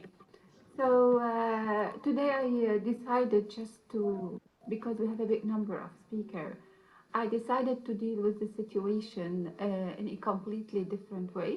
I thought it's a great opportunity to highlight women in the Arab world. Hence, if I'm not wrong, we just have two women from the Arab countries, me and Dr. Siham. So I decided to highlight the situation of women in the Arab world. So just to tell you that all over the world, women are discriminated. Women are deprived of many of their rights, and they are trying to do their best in order to have a chance, to have an opportunity to reduce the gender equality. The first country, I'm going to start first with my country, Lebanon. I came from Lebanon. Even though Lebanese women are empowered, okay, they have the chance, for example, to represent their own ideas, their own thoughts, to speak about themselves. Still, Lebanon ranked badly for not punishing material rape, for bad inheritance law, and discriminatory employment law. We still here, unfortunately. In my country, Lebanese women are facing a problem concerning the material rape, concerning the inheritance, because as you know, here in the country, we have different sects, we have different religions. Based on these religions, women are not able to have equal rights. Usually, when it comes to that, the government believe that because each religion has its points of view, so we can't achieve equality for all women. No, unfortunately, also here in the country, we don't have a certain law that prohibit sexual harassment in the workplace. Lebanese women till nowadays, okay, are not able to pass their citizenship to their children in case they are going to get married to foreigner. However, Lebanese men, in case they are going, for example, to get married to a Lebanese, to a foreigner wife, recently, after 1 year, the foreigner is going to be able to pass to have the Lebanese nationality. And here lies gender equality in my country. Lebanese women also face a problem with having the custody of their kids in case we are going to have a divorce. And unfortunately, too, when we speak about equality concerning the political life, still women in my country are poorly represented. For example, out of 128 member in the parliament, sometimes we have 10, we have, for example, 7, 8. That means Lebanese women are poorly represented in political life, even though we don't have a law in my country that prevent women from such types of equality. Based to the Lebanese law, men and women are supposed to be equal, but based on the mentality of the people who live there, they believe that women are not supposed to be in political life. Their best places maybe, for example, educational sector, to be doctors, nurse, or something like this. So that is the situation concerning my country. I'm going to move to another country. I try to highlight, as I told you, the situation of women in some of the Arab countries, just to give an idea. Hence, we have women from a different continent. All of you know about Saudi Arabia. Despite the progress they are having in the country, the kingdom actually guardianship system severely limits women's freedoms. Unfortunately, women in this country are not free to do whatever they want. Women only, it was only in 2015 that Saudi Arabia women were given the chance to vote in the municipal election. Also, when it comes to material rape, it is not recognized, and rape victim, unfortunately, in this country, we have being charged with adultery. Sometimes, for example, they are going to do something harmful for women, but they are not going to be punched. Women also were banned from driving. It was just recently, 2 years ago, that women, you can imagine that we are living in an advanced age with technology. all over the world. Only 2 years ago, Saudi Arabia women were given the chance to be able to drive a car, okay? Because most of the time they can't do that without someone who's going, for example, to be with them. And unfortunately, Saudi Arabia women need a guardian's permission to travel. If they want, for example, to move from one place, they need a permission, and the guardian is supposed to be a husband, a father, a brother, just a male. So just to highlight the gender equality in such country. Also, they have a problem with education, marry or undergo healthcare procedures. So here we just have discrimination against Saudi Arabia women because in this society they are living in patriarchal society where male is supposed to be the dominant character and women are supposed to be the obedience. If we are going to continue our virtual tour to another country, Syria, all of you know the massive war displacement in Syria, and actually this war, because we just had this war long ago, 7 or 8 years ago, it leave very negative impacts of women in Syria. Both inside Syria and across the borders have left actually millions of women and girls vulnerable, whether, for example, to sexual violence, to trafficking, according to the United Nations. The collapse actually of the economy and the healthcare system in such a country affected women in different areas, and I'm going to shed light about this area. Girls, for example, as young as 12 have been married in refugee camp. Child marriage is a serious problem actually in Syria due to the war, due to the poverty, due to homelessness. Parents are no more able, for example, to satisfy their children or especially their girl with their basic needs. So they believe that child marriage is the easiest way to protect their girls. And all of you know the negative impacts of child marriage on women. Whether, for example, if we want to speak about the physical effects of child marriage, whether we are going to speak about the social and the psychological impacts of child marriage. Also, we have more than 4,000 cases of rape actually due to the war, and sexual malnutrition have been reported on the Syrian Network for Human Rights. Many research were done to highlight this issue, to highlight the physical and sexual abuse that took place in Syria due to the war, and how women are exposed to violence, whether, for example, from the army, whether from different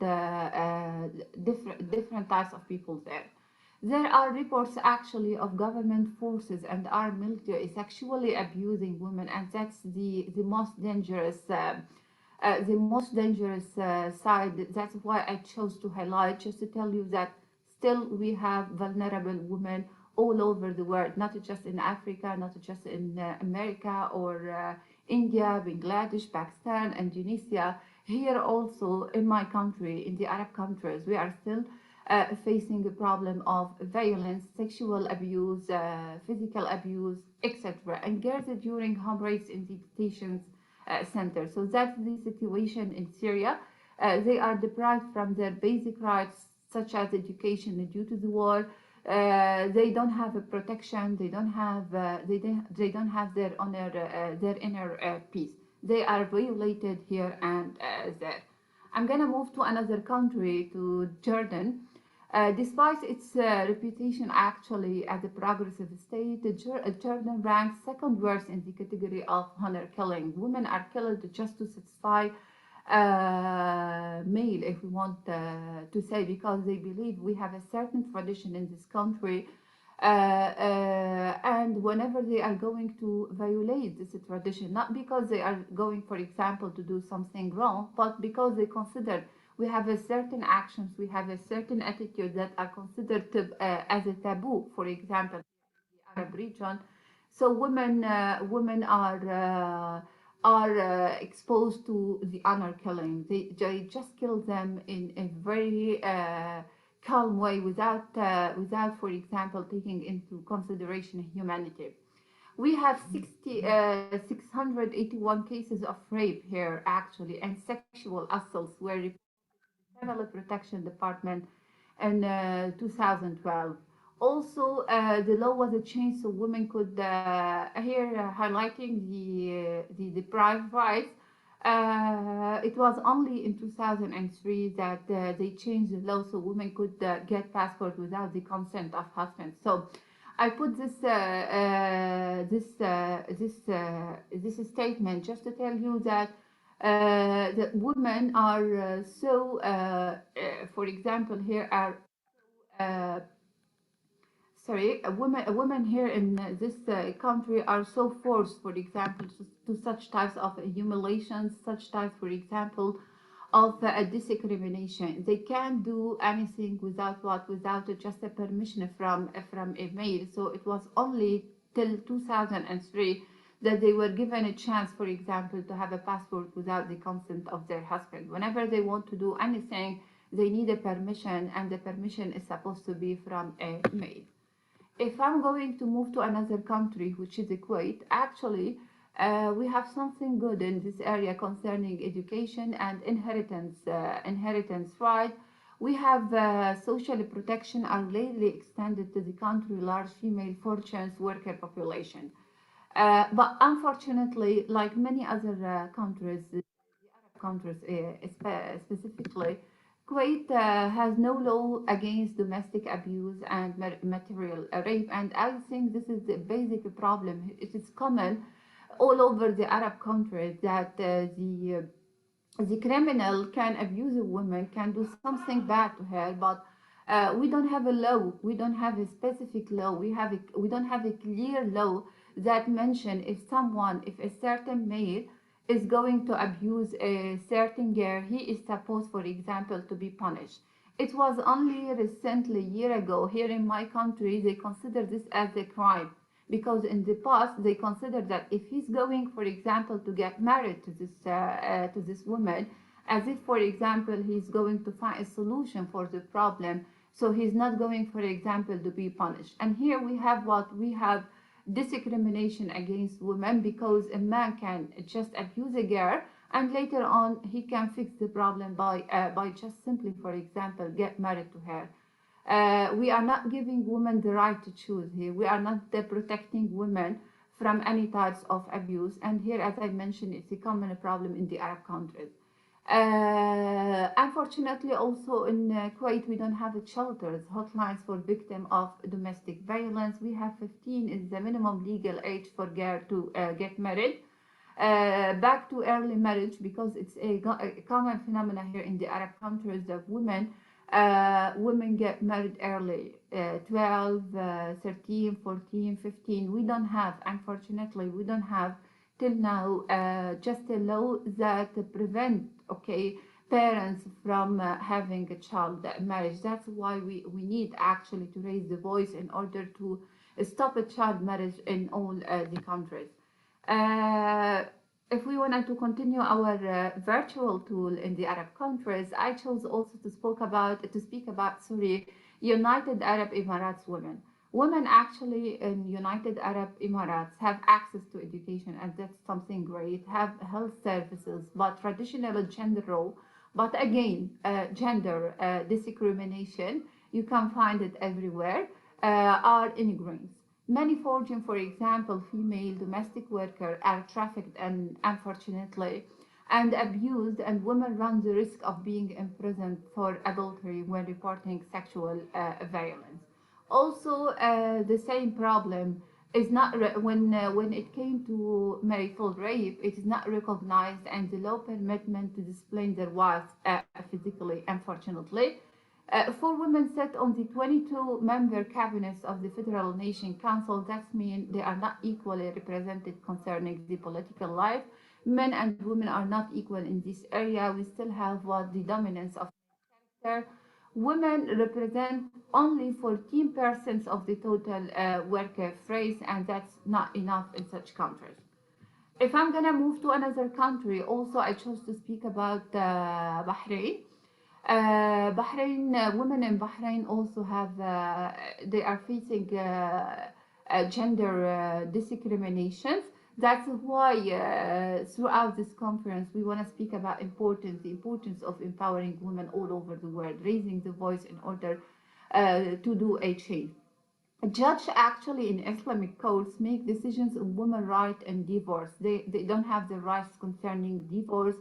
They have marriage in case of inheritance and child custody cases based on interpretations of the Islamic law. Law doesn't recognize or punish material rape or domestic abuse. If women also are going to be abused in such country, so we don't have a clear law to punish the abuse of one. Women's testimony is worth half actually, and that's discrimination itself is worth half that of women's in an Islamic court. So usually they take into consideration the testimony of the male, not the female, as if it's not, for example, a human, half a human. Women could first vote or run for election. It was only in 2002 that women were given the right to vote, and you can imagine that.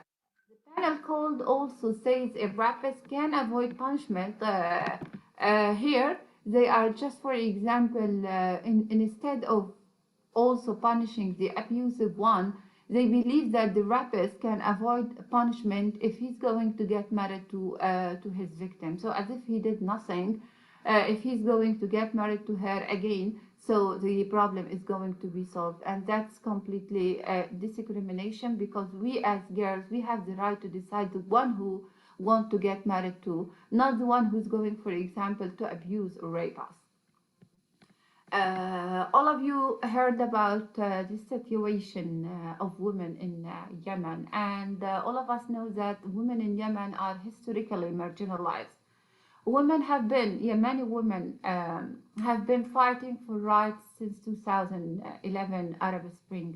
They believe that maybe with this spring they will have a hope to change the situation and the marginalizations in their country. Experts say that a child marriage and human trafficking and rape are endemic. Unfortunately, we have a big number of, we have a high rate of child marriage in in Yemen. We have a human trafficking, we have rape. Due to the poverty in such area and due to the war they are facing every now and then. Unfortunately, also, we don't have a law that deal effectively with domestic violence, with material rape.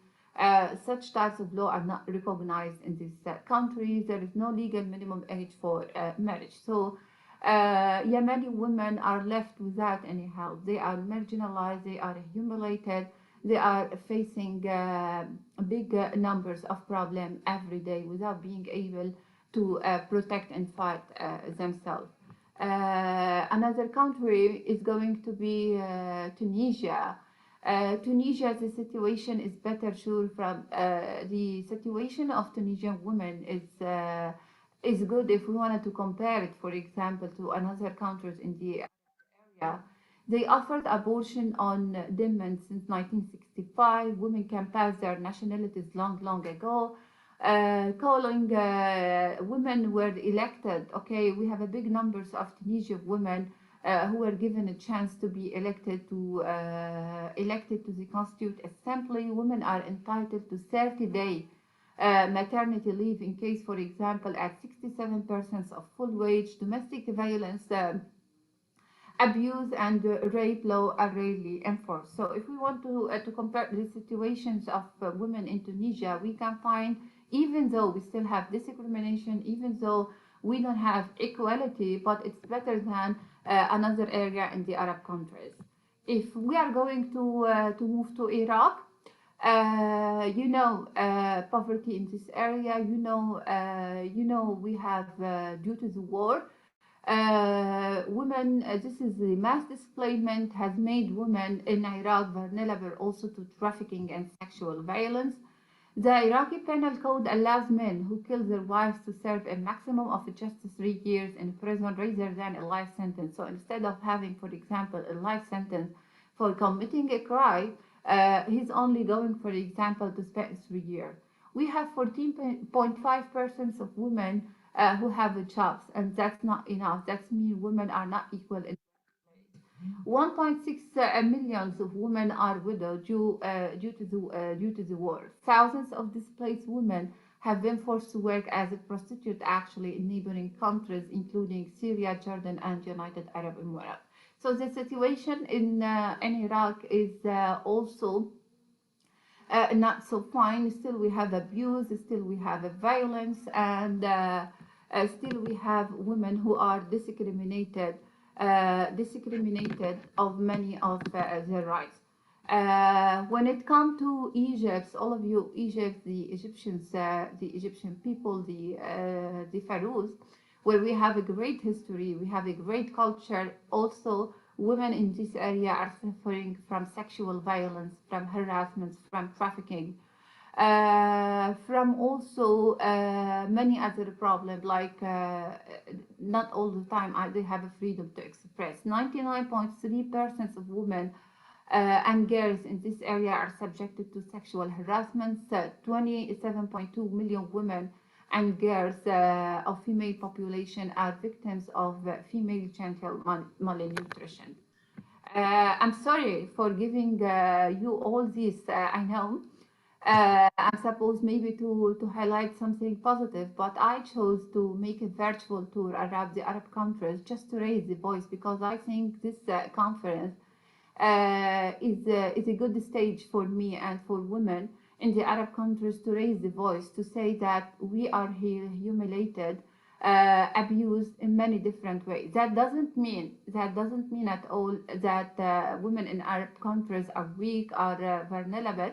But the idea, I thought it's something good just to be given a chance, since we have a participant from different continent to raise the voice and to represent women in such countries, that poverty, that war has affected women in a very negative way. That's why we need to have a gender equality. That's why we need, for example, to ask for empowerment.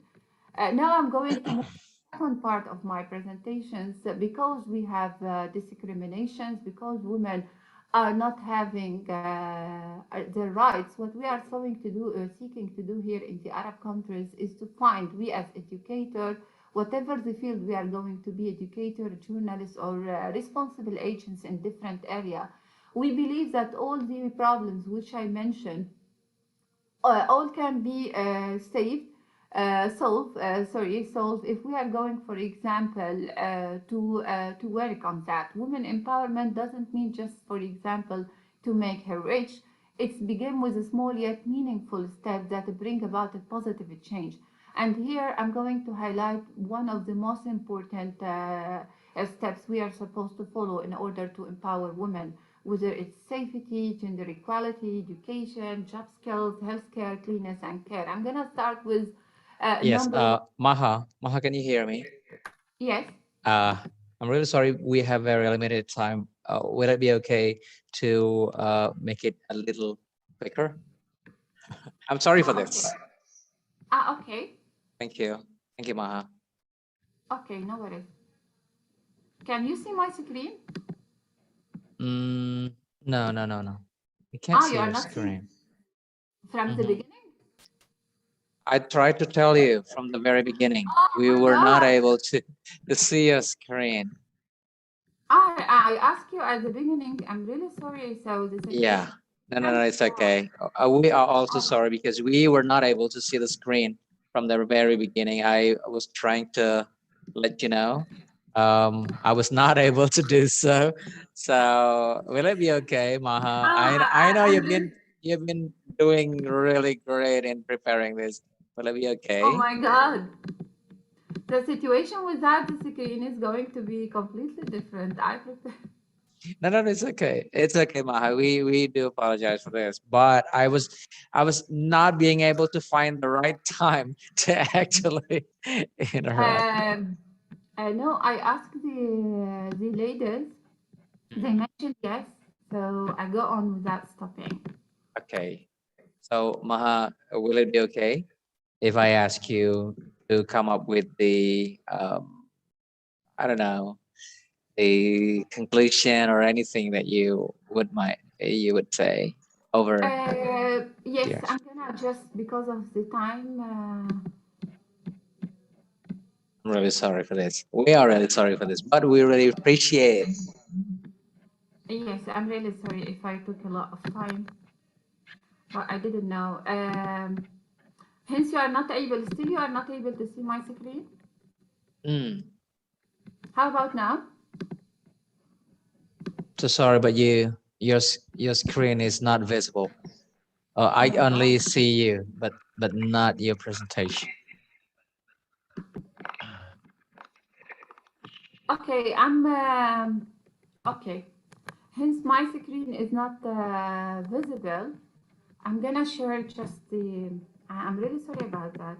I saw that everything was fine today, and no technical issues.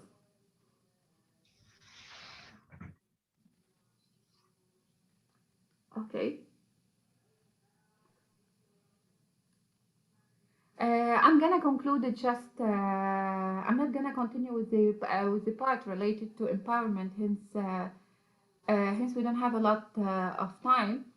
I'm gonna just have the following message for all of women. I want you, whatever the country you are going to live in, I just want you to remember that you are beautiful, you are worthy, you are important, you are special, you are unique, you are wonderful, you are talented, and you are irreplaceable. Never let anyone of whatever all over the world just to defeat you or to underestimate your power. Thank you all, and sorry for the technical problem which I didn't recognize before. Thank you, Yudha. Thank you, Maha. Thank you. That was really a huge presentation from my newly friend from Lebanon, Maha, and I can say that Maha is an endless striving teacher for the future of a better generation and a better future for the women. I believe so. I have seen Maha in many different occasions and also with her students everywhere. And this is really, really nice. Hope to see you again tonight, Maha, Thank with you. all of the squad there. Really, thank you. Now, if it is okay, I would love to ask Miss Siham's permission to go on with Miss Elisa, since Miss Elisa is in an urgent situation for the next meeting. If it is okay, Miss Siham, is it okay?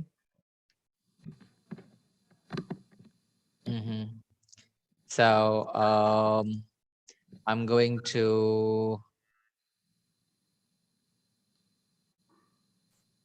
go with Miss Elisa. Let me read the very short bio of her. Miss Elisa organized. She is now organizing and quite a dependable candidate, successful at managing multiple priorities with a positive attitude. Her willingness to take on added responsibilities to meet team goals are really amazing. She is a modern lecturer with extensive knowledge of integrating technology into classrooms for increased students' interest. She is an expert in educational management with training in teacher and lecturer professional development, a proven history of providing students with memorable and effective lectures. From March 2017 to June 2021, she is a staff instructor in Semarang in Central Java Indonesian Police Academy. Her writing includes the effectiveness of e-learning based on ELISA application at the Indonesian Police Academy, Solid State Technology Volume 5, issue on Y publication 2021, and development of e-learning management model for teaching system at the Indonesian Police Academy, published on Turkish Journal of Computer and Mathematics Education, Volume 12, number 5, 2021, and Smart Campus di Era 4.0 melalui blended learning mencetak Polri Promoter menuju Indonesia Maju. Jurnal Semnas Pasca Sarjana 2009. Also, the quality of educators facing the Industrial Revolution 4.0 during the COVID-19 pandemic period, I said journal, and not mention her decorative career in the police academy. So, Miss Elisa, are you here?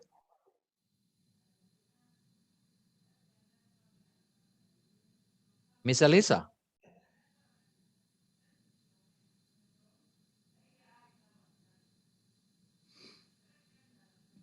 Hello, Miss Elisa. Ah. Hmm. Oh. Maybe there is something she has experienced a technical glitch too. Okay. Miss Elisa, are you there?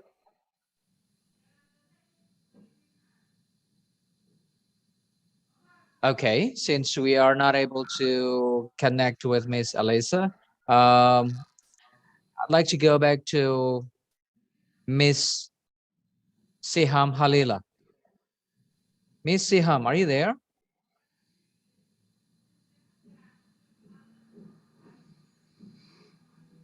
Yes. Okay. All right. While waiting for Miss Elisa, if it is okay, I'd like you to please wait. Okay. Good morning. Yuda, Miss Elisa ada, tapi Elisa dia ada? bicara ya. Hah? Sorry. Ada, beliau ada. Ini Ya. ada Elisa di ini di partisipan, tapi mungkin dia nggak bisa bicara katanya, harus di unmute dulu. Sudah. Saya sudah ask to unmute. Oh. Please wait. Miss Siham, would you kindly, I don't know, please kindly wait for the confirmation. I'm not sure. No problem. Please wait. Okay. Mohon maaf, Ibu Lisanya lagi dipanggil pimpinan. Oh, baik. Oh, yaudah langsung Miss Siham anu. Baik, berarti Miss Siham dulu ya. Alright. Okay. All right. Okay, let me read Miss Siham's short bio. She is a professional certificate. She received professional certificate from the International Business Management Institute in Berlin, Germany, in marketing and communications in 2020. Also in 2020, she received professional certificate from the International Metropolitan Business and Management Institute, United Kingdom, in teleworking and virtual organizations. She is a specialized technician in finance, accounting, management, and communication. So without any further ado, I present you Dr. Siham Halila. Dr. Siham, stage is yours. Thank you. Good morning to everyone. I am very honored to be with you today. And thank you for this nice presentation. Can you hear me, please? Yes, please. Please carry on. So, as all of my colleagues spoke about the women's situations and everywhere on the world, like men, like Iraq, like Lebanon, and spoke about the war. For me, I got a lot of questions before, especially about what is the meaning of woman empowerment. So today we will talk about exactly the meaning of woman empowerment and how to be equal society. So woman empowerment can be defined to promoting women's sense of self-worth, their ability to determine their choices, and their right to opinions. So change for in West countries. Female empowerment is often associated with the specific phase the women's rights movement history.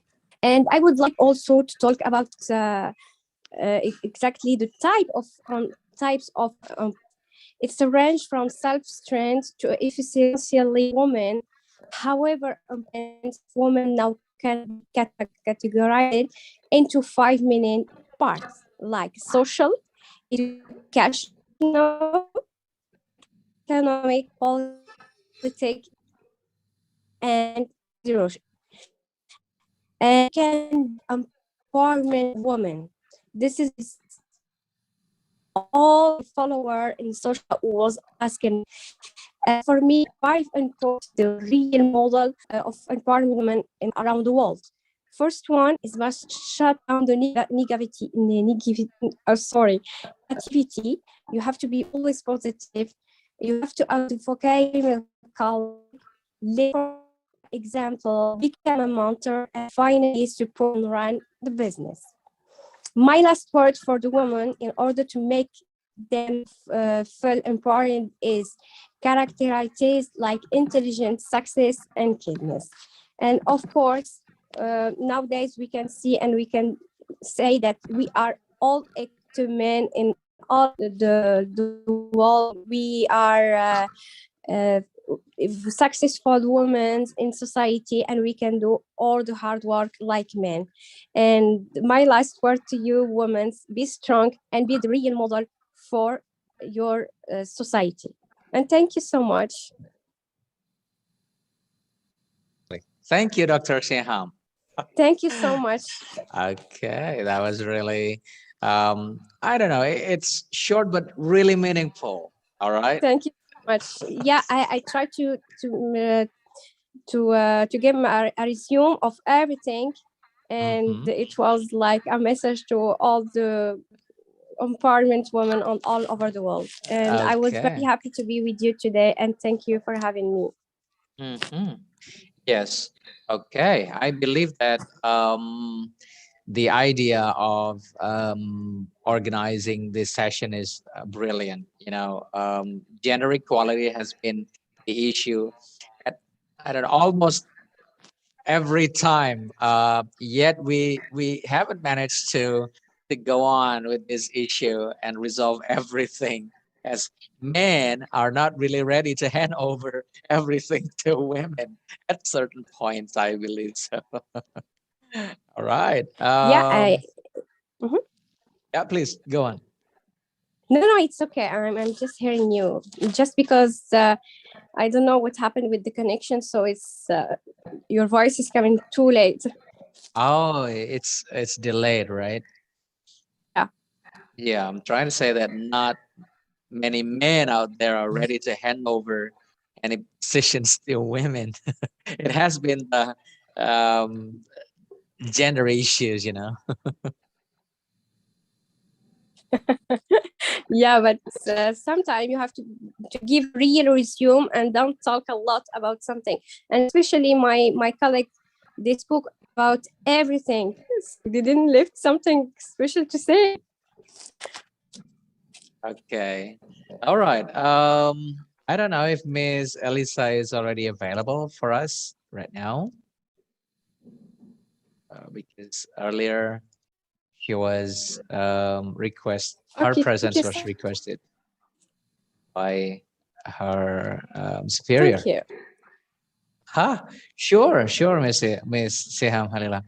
Iya, Bapak Ibu dan rekan-rekan sekalian, ini sebenarnya ada kesempatan untuk berinteraksi dengan para speakers ya. Jika memang ada yang hendak menyampaikan sesuatu, menyampaikan ide, menyampaikan pendapat, monggo silahkan dibuka koneksinya untuk kamera dan mikrofonnya, atau boleh juga mengacungkan raise hand begitu. Nanti akan kita beri kesempatan untuk berbicara. Namun barangkali tidak terlalu lama ya. Mari Bapak Ibu, jika ada yang berkenan untuk menyampaikan pendapat atau menyampaikan ini pandangan, boleh. Silahkan. Bahasa Indonesia boleh, bahasa Inggris lebih keren gitu Bapak Ibu. Jadi chat box sudah semakin banyak nih yang chatnya sudah pakai bahasa Inggris ini. Wah, keren. Okay. All right, so while waiting for Miss Elisa, I'm not really sure she is available right now. Welcome, Vilma. Wow, it must be early morning in Brazil. Hello. Yeah, it is. Okay, but you It's always 5 look a.m. you always look fresh I don't know. Somehow you always look fresh.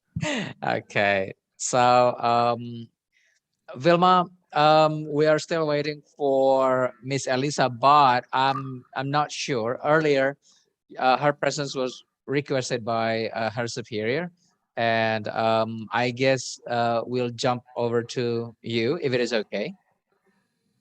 Okay. Will you be ready? I know you just joined. Okay. Maybe could you give me 2 or 3 minutes? Oh, sure, no worries. Thank you so much. Thank you. Just a Okay, second. iya, Bapak Ibu, kita memang masih ada 2 speakers lagi. Yang satu adalah Dr. Elisa yang tadi sedang diambil oleh pimpinan begitu. Nah, yang satu lagi ini adalah Miss Vilma Dalus yang dari Brazil.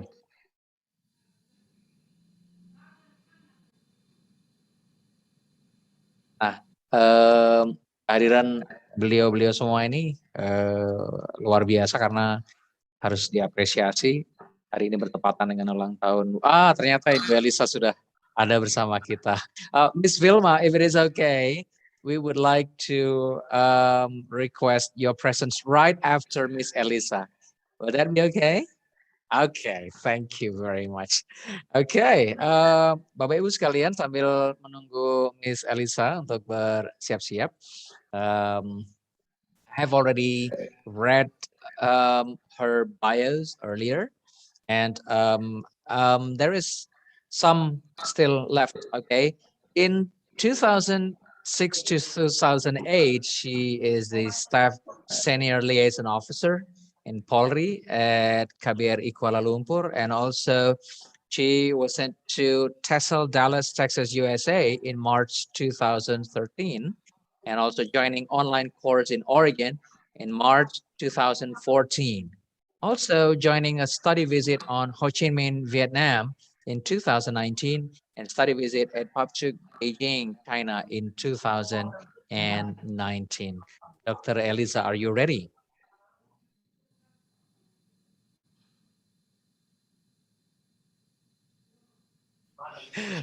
All right. I think everyone is quite excited right there. Okay, Dr. Elisa, are you ready?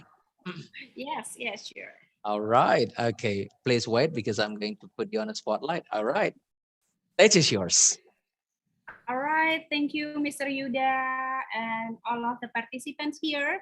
Good evening. Now we are at 4:30 p.m. because we are in the central of Indonesia, and I'm glad to see you in this beautiful session. And first of all, I would like to say thank you also for Ibu Dr. Eni. Happy birthday. Is he here, Mr. Yuda? Yeah, she is here, but maybe she is also having some technical glitch. Yeah, I'm just realized that today is her birthday.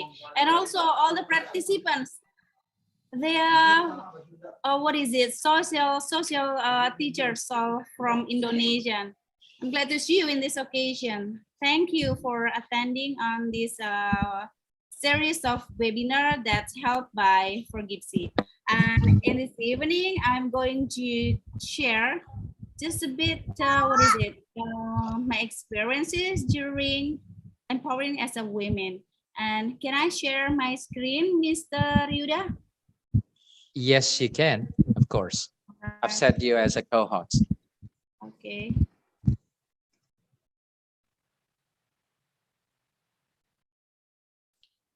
There you go.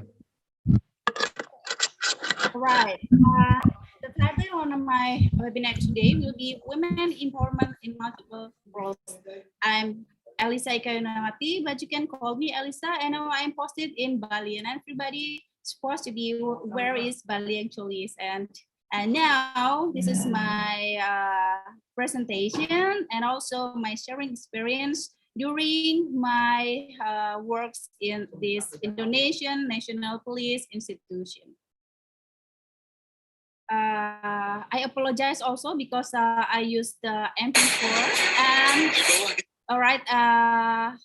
I will show you the video about the role of women police in the international mission. Interpolri, Biro Misi Internasional siap menyelenggarakan misi internasional Polri. Misi pemeliharaan perdamaian dan kemanusiaan di bawah bendera Perserikatan Bangsa-Bangsa atau PBB yang sesuai dengan amanat Undang-Undang Dasar 1945, yaitu ikut melaksanakan ketertiban dunia yang berdasarkan perdamaian abadi dan keadilan sosial. In organizing international mission for the INP, International Mission Bureau comprises of two sections. The peace and humanitarian sections conducts non-conflict peacekeeping operations and humanitarian acts globally. In addition, the capacity building sections strives for the advance of the INP personnel and logistics in terms of capabilities, as well as establishing cooperation and relationships with the INP's counterparts around the world. Polri sudah bertugas dalam misi-misi PBB yang tersebar di seluruh dunia sejak 1989. Kesuksesan dan penghargaan telah banyak diraih oleh personil Polri yang melaksanakan tugas, baik FPU maupun IPO dari PBB sendiri atau dari negara-negara lain sesama penyumbang atau kontributor pasukan. Tidak hanya Polri, namun juga poluan-poluan terbaik terlibat dalam pasukan PBB. Dibuktikan dengan personil polisi wanita pada FOB Police Unit atau FPU sejak tahun 2018, yaitu unit polisi berseragam yang mempunyai tugas melindungi personil dan fasilitas PBB, melindungi warga sipil, serta mendukung kegiatan operasi kepolisian di negara tersebut. We will do our best to fulfill our obligation. Thank you. PCC greeting.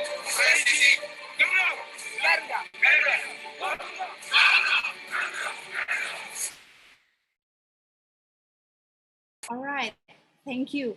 That's a short movie about our duties in join with United Nations. You can look before, there are several of women police also participate in maintaining peace and also humanitarian, in particularly in African countries. And you also notice that they have equality activities that join together with all of the policemen training. And here also I can share to you several of pictures that you can see. I'm in the middle of the man, and also several pictures here that we work together with policemen and also the governmental officers, which is mostly they are as a man, but even though we are as a man, we can conduct the duties based on our responsibilities. And we can see the others pictures again. Wait a moment. All right. Yeah, this is the other pictures that at the time when I handled some international crimes such as human trafficking, you can see that here the victim, she is the victim of human trafficking. At the time, she couldn't mention the chronological to the man. He is as the police officer also. But after that, I give her with German and also have a close interaction. And fortunately, she wanted to mention all of the fact and also how she became the victim. Yeah, as we can notice that if she's interviewed by a man, she will become as the next victim, because you can see most of them are being trafficked in the sexual exploitation. You can imagine if they are interviewed by men. So she felt convenient and also more open when she's interviewed by policewoman. And you can see there are several also that my roles in the middle of policeman. when I sacrifice everything to reduce the sentence from the victim. I work together with the law enforcement, with the judge, and also several of decision makers in the overseas. That I realized at the time that even though we are as the women, we can make a decision maker at the time. And also, wait. Yeah, have a look at this picture also. You can see from this picture, I also work with policemen in handling some riots. So even this is have a highly risk and deadly activities. And you can see this is the situation when we have mudik activities. This is the activities when the Islamic, the Muslims celebrate their their religion activities. All right. Okay. And let's flashback on the previous pictures, and particularly for the victim of human trafficking. We know that women have specific characteristics, that women is having warmth and also patient and calm. And this is based on the references that I read recently, that women have less corrupt. I took it from the journal in March 7, 2000. This is about transparency, that women are likely to less likely to pay bribes. They never accept any bribes in handling some crimes or related to activities. And also, women also have an emotional intelligence. We can take a look at right now that several of women have a strategic position in a country. We have a women astronaut, we have a women president, and also some of the ministry in Indonesia are in women position. And also, we know that women also have caring feelings, the way they have become a mother, and also tender care in handling several of cases, and also when they face any obstacle, they always maintain their caring and also have their tender heart. And you know that from the video also, we believe that women can do many jobs, even though having physically risky and life-threatening. That's what we did till now.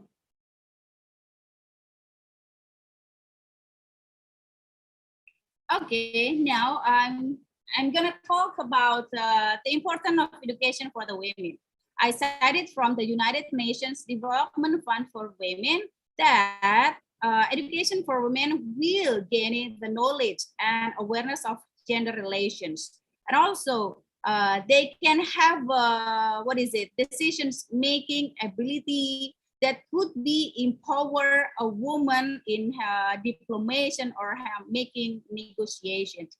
And also they can have some abilities to organize and also to influence the social, so they can make a change in their environment.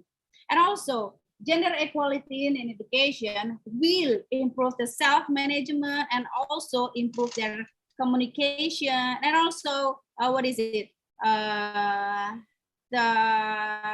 21st century, it's about the critical thinking that is similar to the enhancement of 4.0 era. And the importance of women's education, it will have an income potential when they can grow up their economic fund, and also they can manage personal and also professional life, and they will be more productive.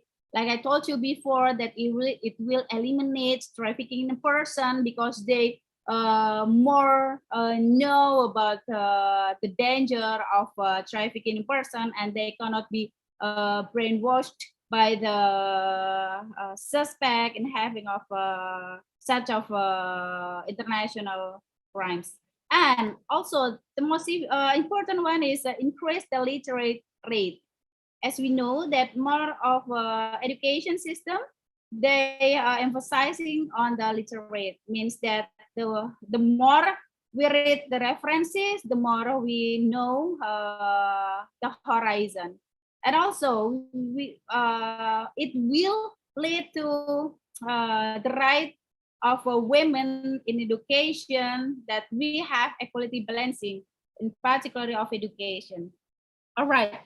And as we know that women's education is critical to the country's entire development.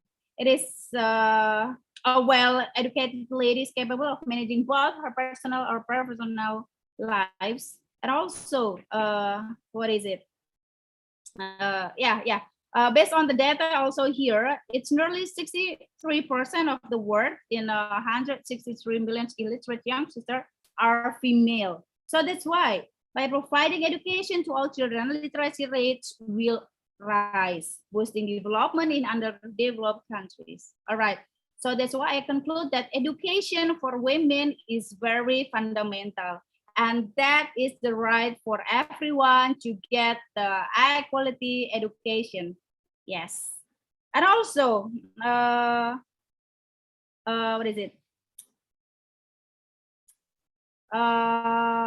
you can see that picture.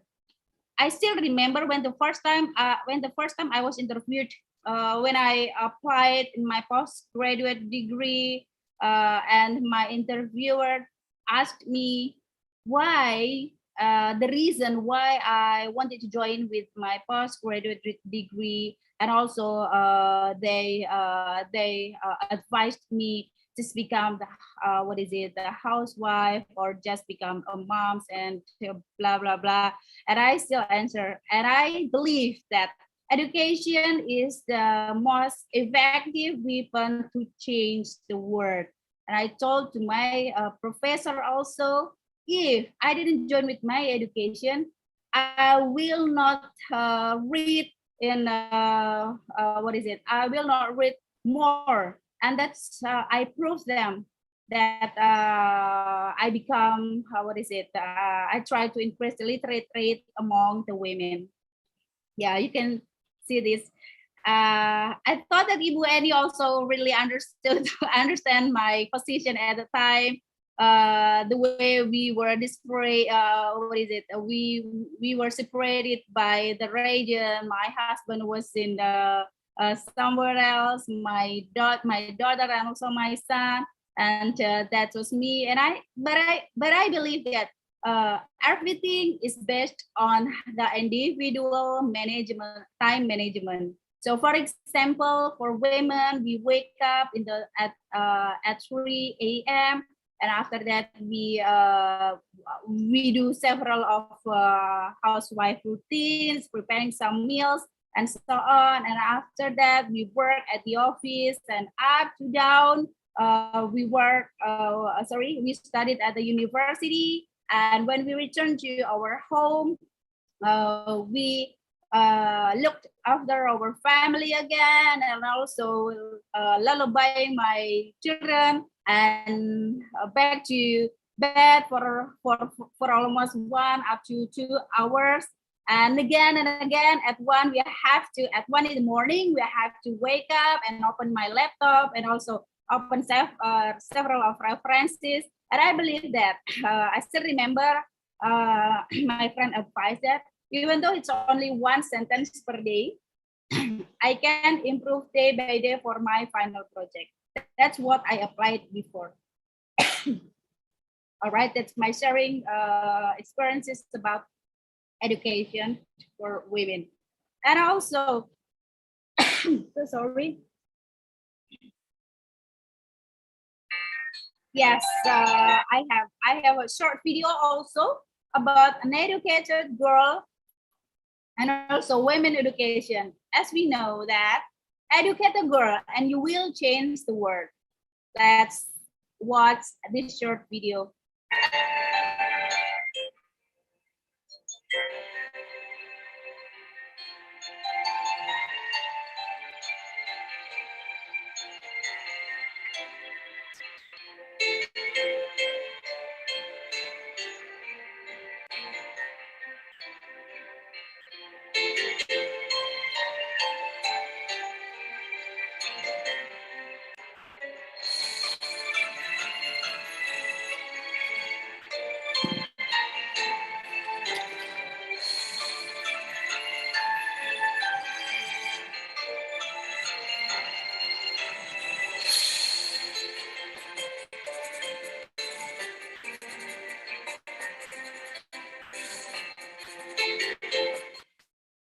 All right, thank you, Yudu, for sharing your video also about the Women's Day. Because in 22nd of December, we are going to celebrate Mother's Day, and it's a congratulations for women to around the world.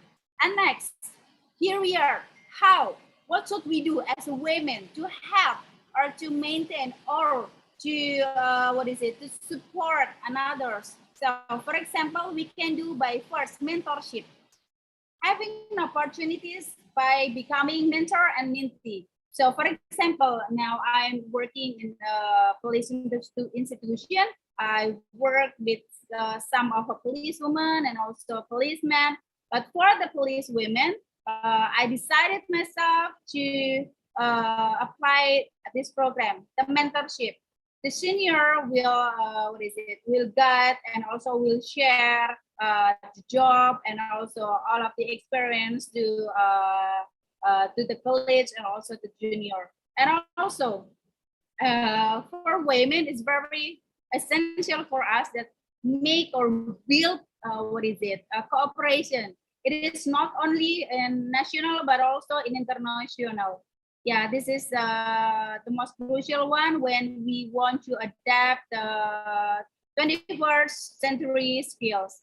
And also cooperation among among spouse. So for example, as we know that for women, we have the destiny, the first is having monthly period, delivering a baby, and also breastfeeding. But for all such as home activities, housewife routines that could be done by work together with our spouse. That's the commitment. Even though we are as a career women, as long as we have a commitment when our spouse to look after our family, I thought that everything will be balanced. Yeah. That's the crucial one. Make sure that women has a free nurtures such as a breastfeeding, monthly periods, and also deliver a baby that men cannot do. All right, and the next one is proactive. Yeah, this is that I emphasizes to you.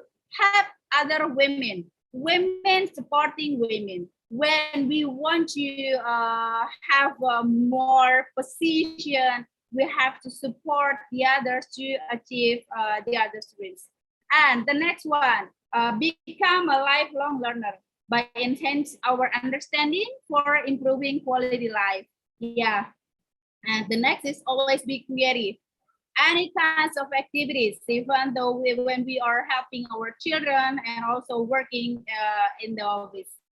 And this is the important one, is women resilience and strength build resilience. Why I taught you resilience is very important. The first is because now we are in the pandemic and several of education program is held using online. Means that we have an extra energy how to look after our family.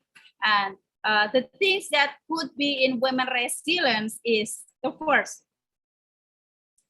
several methods such as do whatever you can to achieve the best version of yourself.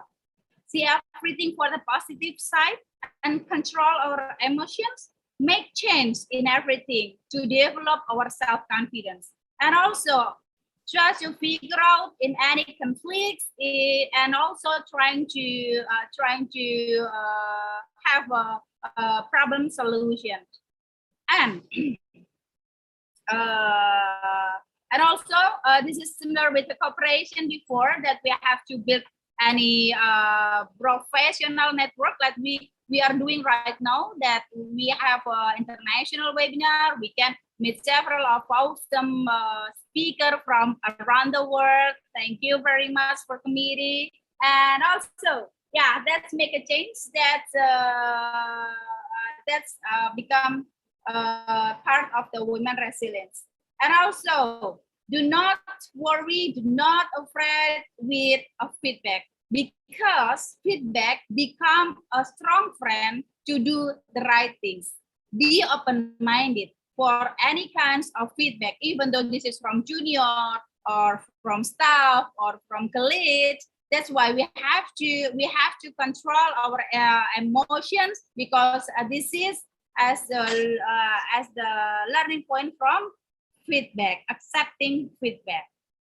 Again, we have to make a change, because everything have a solution by making a change, so we can create new thing.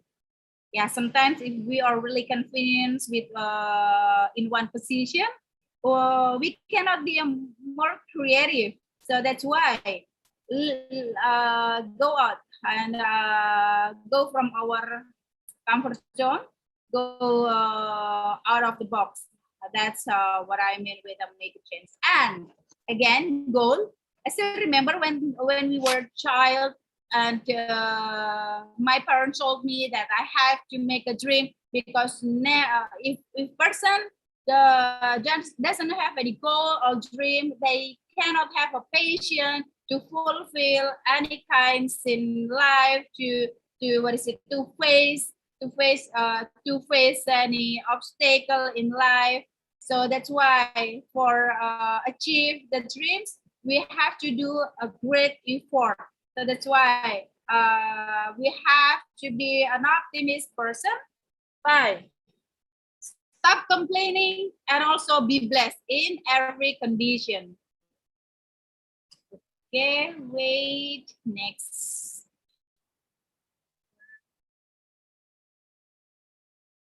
All right, I thought that we gonna reach the end of the slide.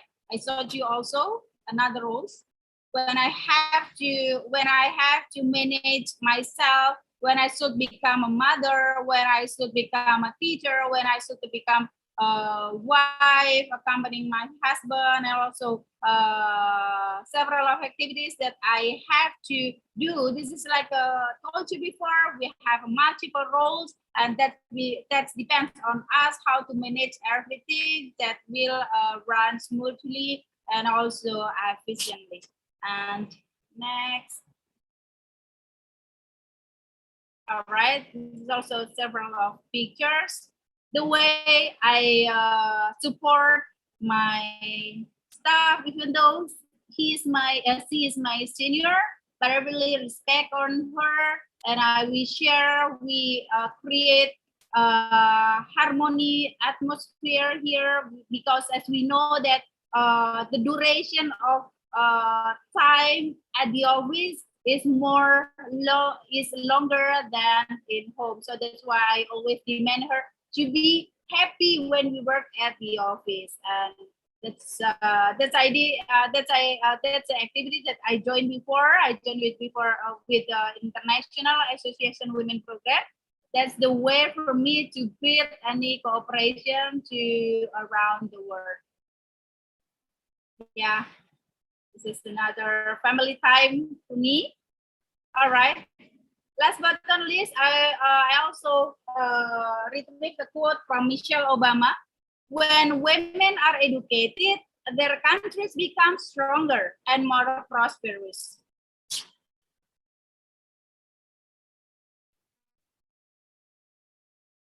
All right, that's the last slide for me. Thank you for joining with my presentation. I do apologize for any mistakes. So if you have questions.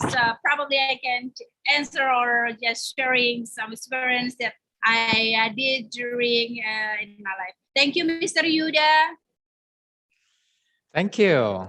Thank you very much, Miss Alisa. I'm almost stunned by the performance. I know that you are really busy and you are really absorbed, considering that you are now being a policewoman. It's not easy, never easy, but you still have the chance to join us today. And that means so much to us all. And we are really proud. If we just see on the chat box, Vilma actually said something that she is really, really, really proud of you. Okay. If it is okay, would it be okay to ask you to kindly stop the slides? Sure, sir. I'm gonna share to you, but I'm trying because I use the MB4 here. I will share to the group probably. It's a bit hard for me actually, but I will share for sure. No, it's okay. Sure, no problem. That was Miss Alisa, and we are really proud to have women like her, and of course there will be more like this in the future, I believe. Now, shall we move on to the next presenter? Okay. Vilma, are you there? Hello. Thank you Sayang. for kindly waiting with the opportunity. Right now, just right before you present, let me read for everyone. All right. Vilma da Luz Barbosa. She's from Brazil, and she has been teaching, and she has been to many different countries. She's been taking part in many webinars, seminars, and conferences as international speaker or moderator. And she is the global ambassador at Global Research Foundation, executive member at Global EduLeaders, executive director at Brazil at IDYM International, country coordinator at Global Educators Fraternity, global community leader at Global Education Network, youth exchange program officer at Rotary International, community or country coordinator at Global International Advisory, member at KITES Education, and international advisor, Brazil, of Positive Thought. She's been working on lots of international projects in which her students are able to communicate with people from all over the world through online meetings, emails, letters, audios, videos, and so on. She teaches her students to be confident and to believe in themselves, and they'll be sure and go whatever as no one has gone before. So, ladies and gentlemen, proudly presenting Vilma da Luz Barbosa. Vilma, take it away from here. Thank you, dear Yuda, for the beautiful presentation. Thank you so much. Good morning, everyone from Brazil. It's really a pleasure being here, listening from so inspiring women. It's really a real pleasure learning with you all and sharing. Thank you for the invitation, Dr. Annie. Thank you so much. I'm really thankful for that. May I share my screen? Sure. Vilma. Okay. All right. So everyone, we've been listening to beautiful women, how to be empowered, how to empower other girls. Thank you, Dr. Elisa, for telling us about all the stuff you've been there. You're really inspiring.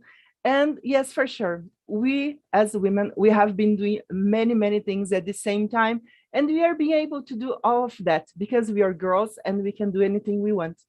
But we have to take care of ourselves as well, because we are worried all the time about taking care of everyone, doing all the stuff around us, but sometimes we forget about ourselves. So let me remember you the importance of taking care of ourselves. Learn to wear your feelings. Don't keep them burrow up inside you. Share your sorrows and disappointments with someone you trust. Remember, express the feelings are changed feelings.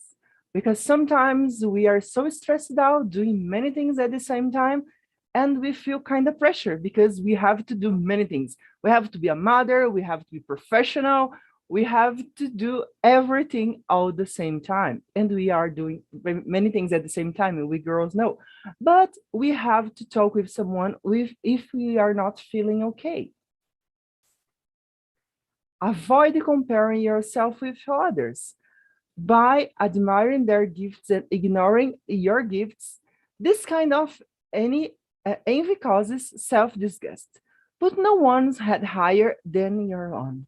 So generally, we tend to compare ourselves to our classmates, to our co-workers, to our sisters, to our neighbors, and we don't have to do that because we are unique. Each of us, we have our own power, we have our own abilities. So let's not compare ourselves because everyone is unique. Form a small group of people so you can call on for emotional support. Agree to be there for each other. Offer advice only when is asked for. Listen without interrupting. Take turns talking and listening. If you are a teacher, you know that for us teachers, it's a little difficult. Stop talking because we talk all the time, but it's really important that sometimes we stop talking and listen because sometimes the person next to us are in need of some help. So let's listen to the people around us. And we also need to talk with people when we need to. Take time to play. Remember that play is an activity that you do just because it feels good. Remind yourself that you deserve to take time to play. As Dr. Lisa said, we get up early in the morning, then rush to work, and then work all day long. And then when we come back, we have all the stuff at home to do. Sometimes we don't take time to play even with our children, but this is really, really important that sometimes we stop what we're doing and rest some time, play. Don't forget to laugh, especially to yourself. Look for the humor in things around you. Let your hair down more often. Do something silly and totally unexpected from time to time. Now I ask you, all girls around there, have you been doing that? Have you taken time to laugh? Have you taken time to do nothing? It's really important because we are all the time doing many things. But are we laughing? Are we having time for us to be happy? Learn to relax. You can find books, tapes, programs, classes, instructors, and other materials to teach you how to relax. Relaxation improves the mind, helps the body heal, and feels so much better than stress and tension. Girls, when was the last time that you had time to relax? Remember, it's really, really important that you take care of yourself. Because if you don't take care of yourself, you won't be able to take care of your family, you get sick, and you won't be able to work so hard as we are used to do. So please take time to relax. Girls, I know that sometimes it's really difficult. For me, it is as well. Stop doing all this stuff and relaxing, but it's really important for our mind, for our body. Protect your right to be human. Don't let the others put you on a pedestal. When people put you on a pedestal, they expect you to be perfect and feel angry when you let them down. Here we have to remember, we don't have to be perfect. As women, we think that we have to do everything. We have to be a perfect mother. We have to be a perfect professional. We have to be a perfect whole, but we don't have to. We don't have to be perfect. No one is perfect. We are just human beings and we are always trying to do our best, but we don't have to be perfect. Learn to say no. As you become comfortable saying no to the unreasonable expectations, requests, or demands of others, you will discover that you have more compassion. When you do say yes to others, you will feel better about yourself and the people you're responding to. I don't know about you girls and boys, but for me, it's sometimes really difficult to say no because I'm always willing to learn different things and doing different things. So I always, or generally, I say yes to things, but sometimes I feel like under so much pressure because I want to do so many things. And then sometimes it's necessary to say, no, I need time for myself. I need time for my family. I need time to take care of my mind. Change jobs if you're miserable at work. First, try to figure out if the job is wrong for you or if certain people are causing you to feel miserable at work. Try paying more attention to the things you enjoy about your job and less attention to the things that annoy you. Remember that all jobs have some unpleasant aspects. And this is something that I generally work with my students. I always tell them when they are getting ready to go to university and when they are thinking about choosing a job, I always tell them, choose something that you really love to, because that will be what you will be supposed to do for the rest of your life, maybe. And then if you are not happy with your job, you will feel sick, you will feel stressed out, and then you won't be able to work anymore because you are sick. So love your job, because if you love your job, it will be 9 p.m. at night, for example, and you will be happy there. Since I love my job being a teacher, sometimes it's 10 p.m. I'm almost to finish my classes and students, teacher, let's go home. And I don't feel like going home because I love what I do. So it doesn't matter if it's 10 p.m., if it's Sunday, if it's Saturday, as I love what I do, I'm always happy there doing that. Stretch your muscles, break a sweat, go for a walk, ride a bike, park farther from the door. Take the stairs. You don't need a club membership or expensive equipment to add exercise to your daily life. I know that for most of you, as for me, it's a little difficult having time for exercising and taking care of the body, but it's really, really necessary that we do, because that way you'll be healthier and able to do things with more, you'll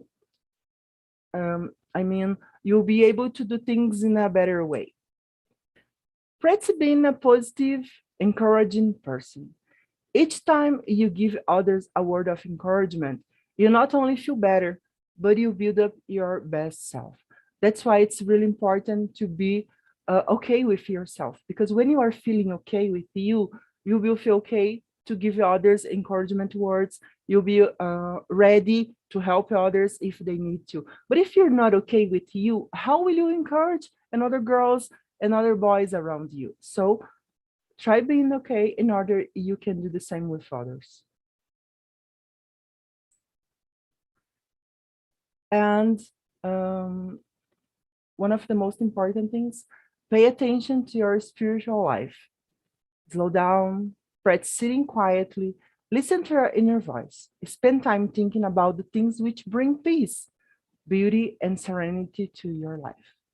This is really important that we connect with God, because sometimes we are so busy with our daily life and we forget that everything we have, that if you have a life, that if you have happiness inside us, that's because of God is with us. So let's remember him and let's continue doing our job with God in our mind every day. These are some steps that I believe that we should do in order we stay healthy and happy to empower other girls. And I'd like also to share a song from a Brazilian girl.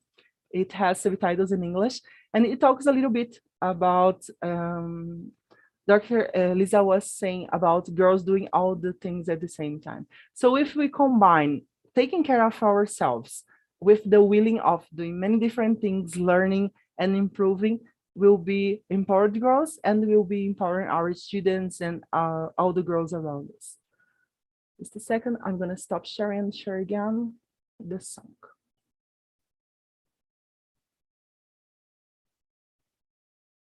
Just a moment.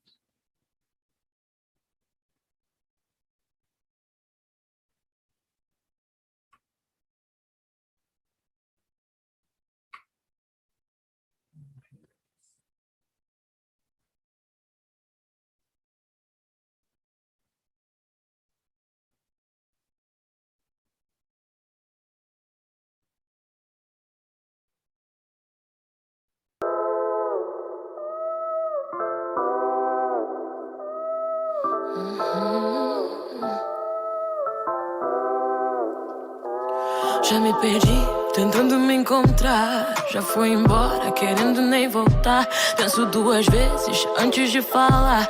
Porque a vida é louca, mano, a vida é louca. Sempre fiquei quieta, agora vou falar. Se você tem boca, aprende a usar. Sei do meu valor e a cotação é dólar. Porque a vida é louca, mano, a vida é louca.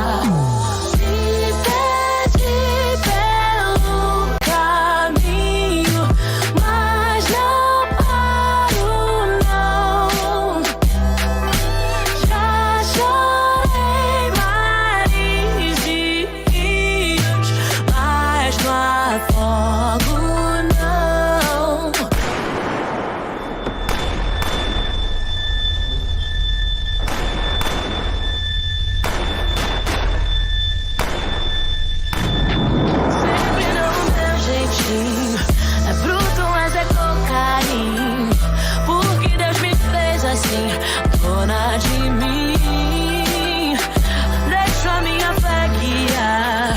Sei que um dia chego lá, porque Deus me fez assim, dona de mim.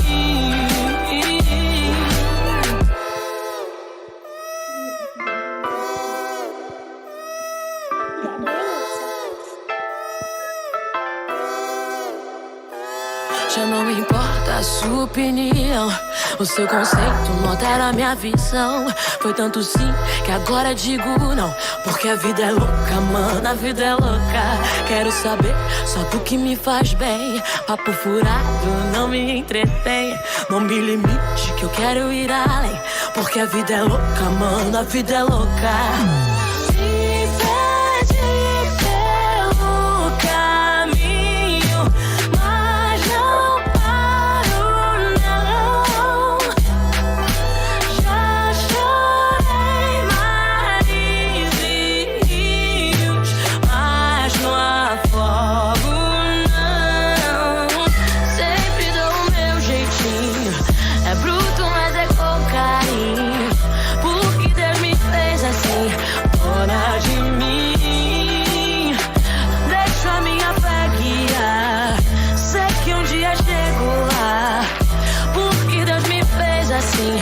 Dona de mim.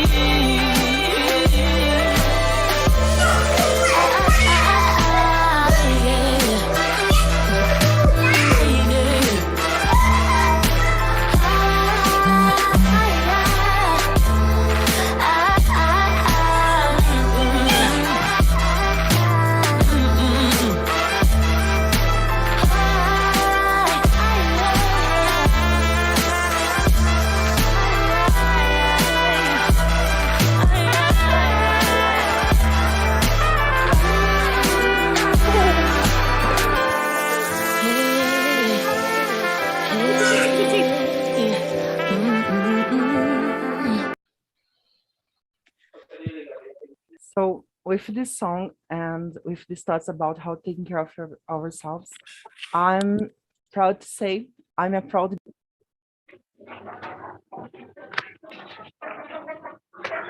So I'd like to say thank you for being here. Thank you so much. It's a great pleasure being here. Thank you. Thank you. Thank you, Filma. Sorry, I accidentally hit the mute button. I was trying to mute one of the participants turning on their microphone. Anyway, No problem. anyway, that was really nice song you played there just a few moments ago. We really appreciate that you prepared the presentation and you were here very early in the morning. I don't know, it's somewhere between, I believe it's somewhere between 5 o'clock right there. Yeah. 5 or 6. Okay. Now, allow me to actually show the first picture. Is that visible? Is that visible? The screen? Yes. On today's occasion, we are actually prepared with different speakers from different parts of the world. We thank you. We thank Dr. Annie Kuswati for the initiative. We had Dr. Mutmainah from Indonesia. We also had, we actually had Miss Smili Mukta Ghoshal from Texas, America, but she experienced a technical glitch, so she was not able to join. She tried to join and rejoin, but she was not able to find the best way to solve the problem with the audio issue. Dr. Amiga Paul from Mauritius was actually trying to join, but she confirmed yesterday that she tested positive COVID-19. So let's wish her speedy recovery. And of course, we would love to hear prayers and thoughts from everyone sent to Dr. Amiga. We really thank you, Maha Sharif from Lebanon. And also, that was the last presenter, Vilma da Luz Barbosa from Brazil. And we also had Dr. Elisa Eka from Indonesia. We did have our session with Miss Ubani Vivian from Nigeria. Miss Sacha Kaluri from Melbourne, Australia was not able to present, maybe due to the technical glitch also. We had our presenter from Morocco, Dr. Siham Halila. Thank you very much. And Miss Agatha Rachel Akula was here, but she was not able to resolve the technical issue as well. Too bad, but like what we experienced before, everything is supposed to be there, and we are here just to still gather and find the best spirit to move on. Dr. Rania Lampo from Greece, and I also have one more person that is not actually from that list, but she is here. Okay, let me see if I could find the screen. Okay, this one. This one is Dr. Sayed. Thank you very much for being here. And I would really love to congratulate all of the speakers. Thank you for being there. I was hoping Dr. Annie is still here, the birthday lady. I was hoping that we could actually hear words from her too. Now, I see hands raised actually. Did I see hands raised? Earlier I saw hands raised, but it's gone now. All right. I'm requesting Dr. Annie if Dr. Annie is here. Dr. Annie is not here, I believe. So again, everyone, I would love everybody to congratulate her on her birthday, wish her all the best, and I would also love to have everyone open their camera whenever possible because we will need to see smiles from people from all over the world. If it is possible, please, monggo Bapak Ibu kalau memang, pardon me, I speak bahasa. Bapak Ibu kalau memang sedang di rumah dan bisa buka kameranya, please, monggo kita tunjukkan kepada dunia bahwa kita ini apa namanya sama-sama di sini. Supaya nanti screenshotnya jadi menarik begitu, senyumnya dibuka lebar-lebar, show us. Seperti ini membernya Fogipsi ya, betul ya? Oke, alright. Kalau memang ada yang hendak disampaikan Bapak Ibu, monggo. Adakah yang hendak menyampaikan sesuatu? Sepertinya tadi ada yang ini tadi mengacungkan gambar ini tangan gitu ya. Please. If there is anyone who would love to say anything. Oke, saya sudah lihat gambar-gambar Bapak Ibu sekalian. Saya akan ambil fotonya. Oke, boleh yang sambil mau benerin jilbabnya dulu boleh. Bapak-bapak sambil benerin apa namanya? Tampilannya dulu boleh gitu ya. Pasang senyum terbaik Bapak Ibu. Terima kasih sudah bersama-sama dengan kami. Saya ini host dadakan. Jadi mohon izin Bapak Ibu. Baik, saya hitung ya pada hitungan ketiga. Ya siap-siap ya. Monggo yang belum. 1, 2, 3. Oke, mohon tunggu sebentar. Bapak Ibu. Kemudian oke. Screen yang kedua. Monggo Bapak Ibu. Saya akan mohon untuk menampakkan diri sejenak begitu. Oke. Ya, 1, 2, 3. Oke.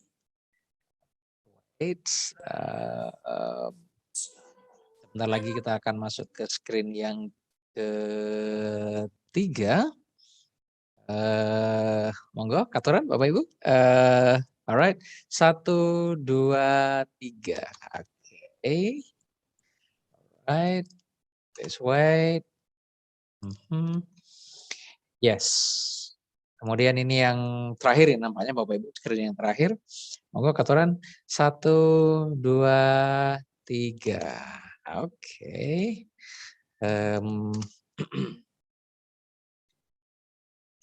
All right, so on today's occasion, I am very, very, very happy. I'm thrilled to have all of the speakers from all over the world to join us all. Thank you, Dr. Said. Thank you, Vilma. Thank you. I should call Professor Dr. Vilma. Many people say that. Okay. Anyway, terima kasih untuk semua kehadirannya. Terima kasih untuk semua chat yang sudah muncul di chat box. Jangan khawatir Bapak Ibu, nanti jika memang ada yang ditanyakan terkait hal-hal yang berkaitan dengan webinar pada kali ini, ada sertifikat dan seterusnya, monggo nanti katuran untuk menghubungi Ibu Eni Kuswati. Saya yakin beliau akan menyampaikan informasi terkait itu karena tadi beliau menyampaikan semuanya akan diberi sertifikat Pak Yuda, jangan khawatir. Alright, once again, we really appreciate the presence of all the speakers here, and again, by saying happy birthday, the best of luck to Dr. Eni Kuswati. I would like to conclude this session, and I would love to see everybody smile, and I do hope that we are going to still have the courage and the motivation of joining sessions like this. I hope to see you all again very, very, very soon. Okay, I think that would be all for our today's meeting. Give us a big round of applause to all of you. Thank you. Thank you very much. It's now time to say goodbye. All right. Thank you very much. Thank you, Dr. Syed. Thank you. Vilma, thank you. Ibu Dr. Elisa, thank you. Bapak-bapak, Thank you so Ibu-ibu. much.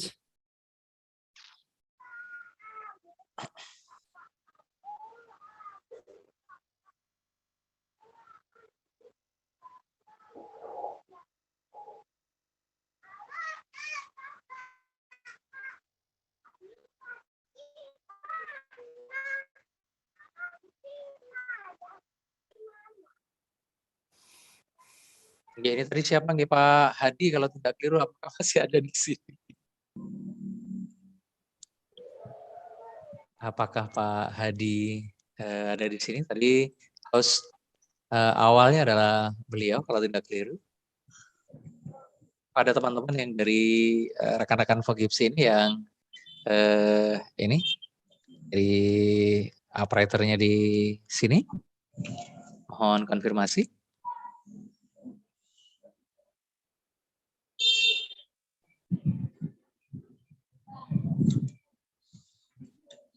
Ternyata Bu Eni anggotanya banyak sekali ya.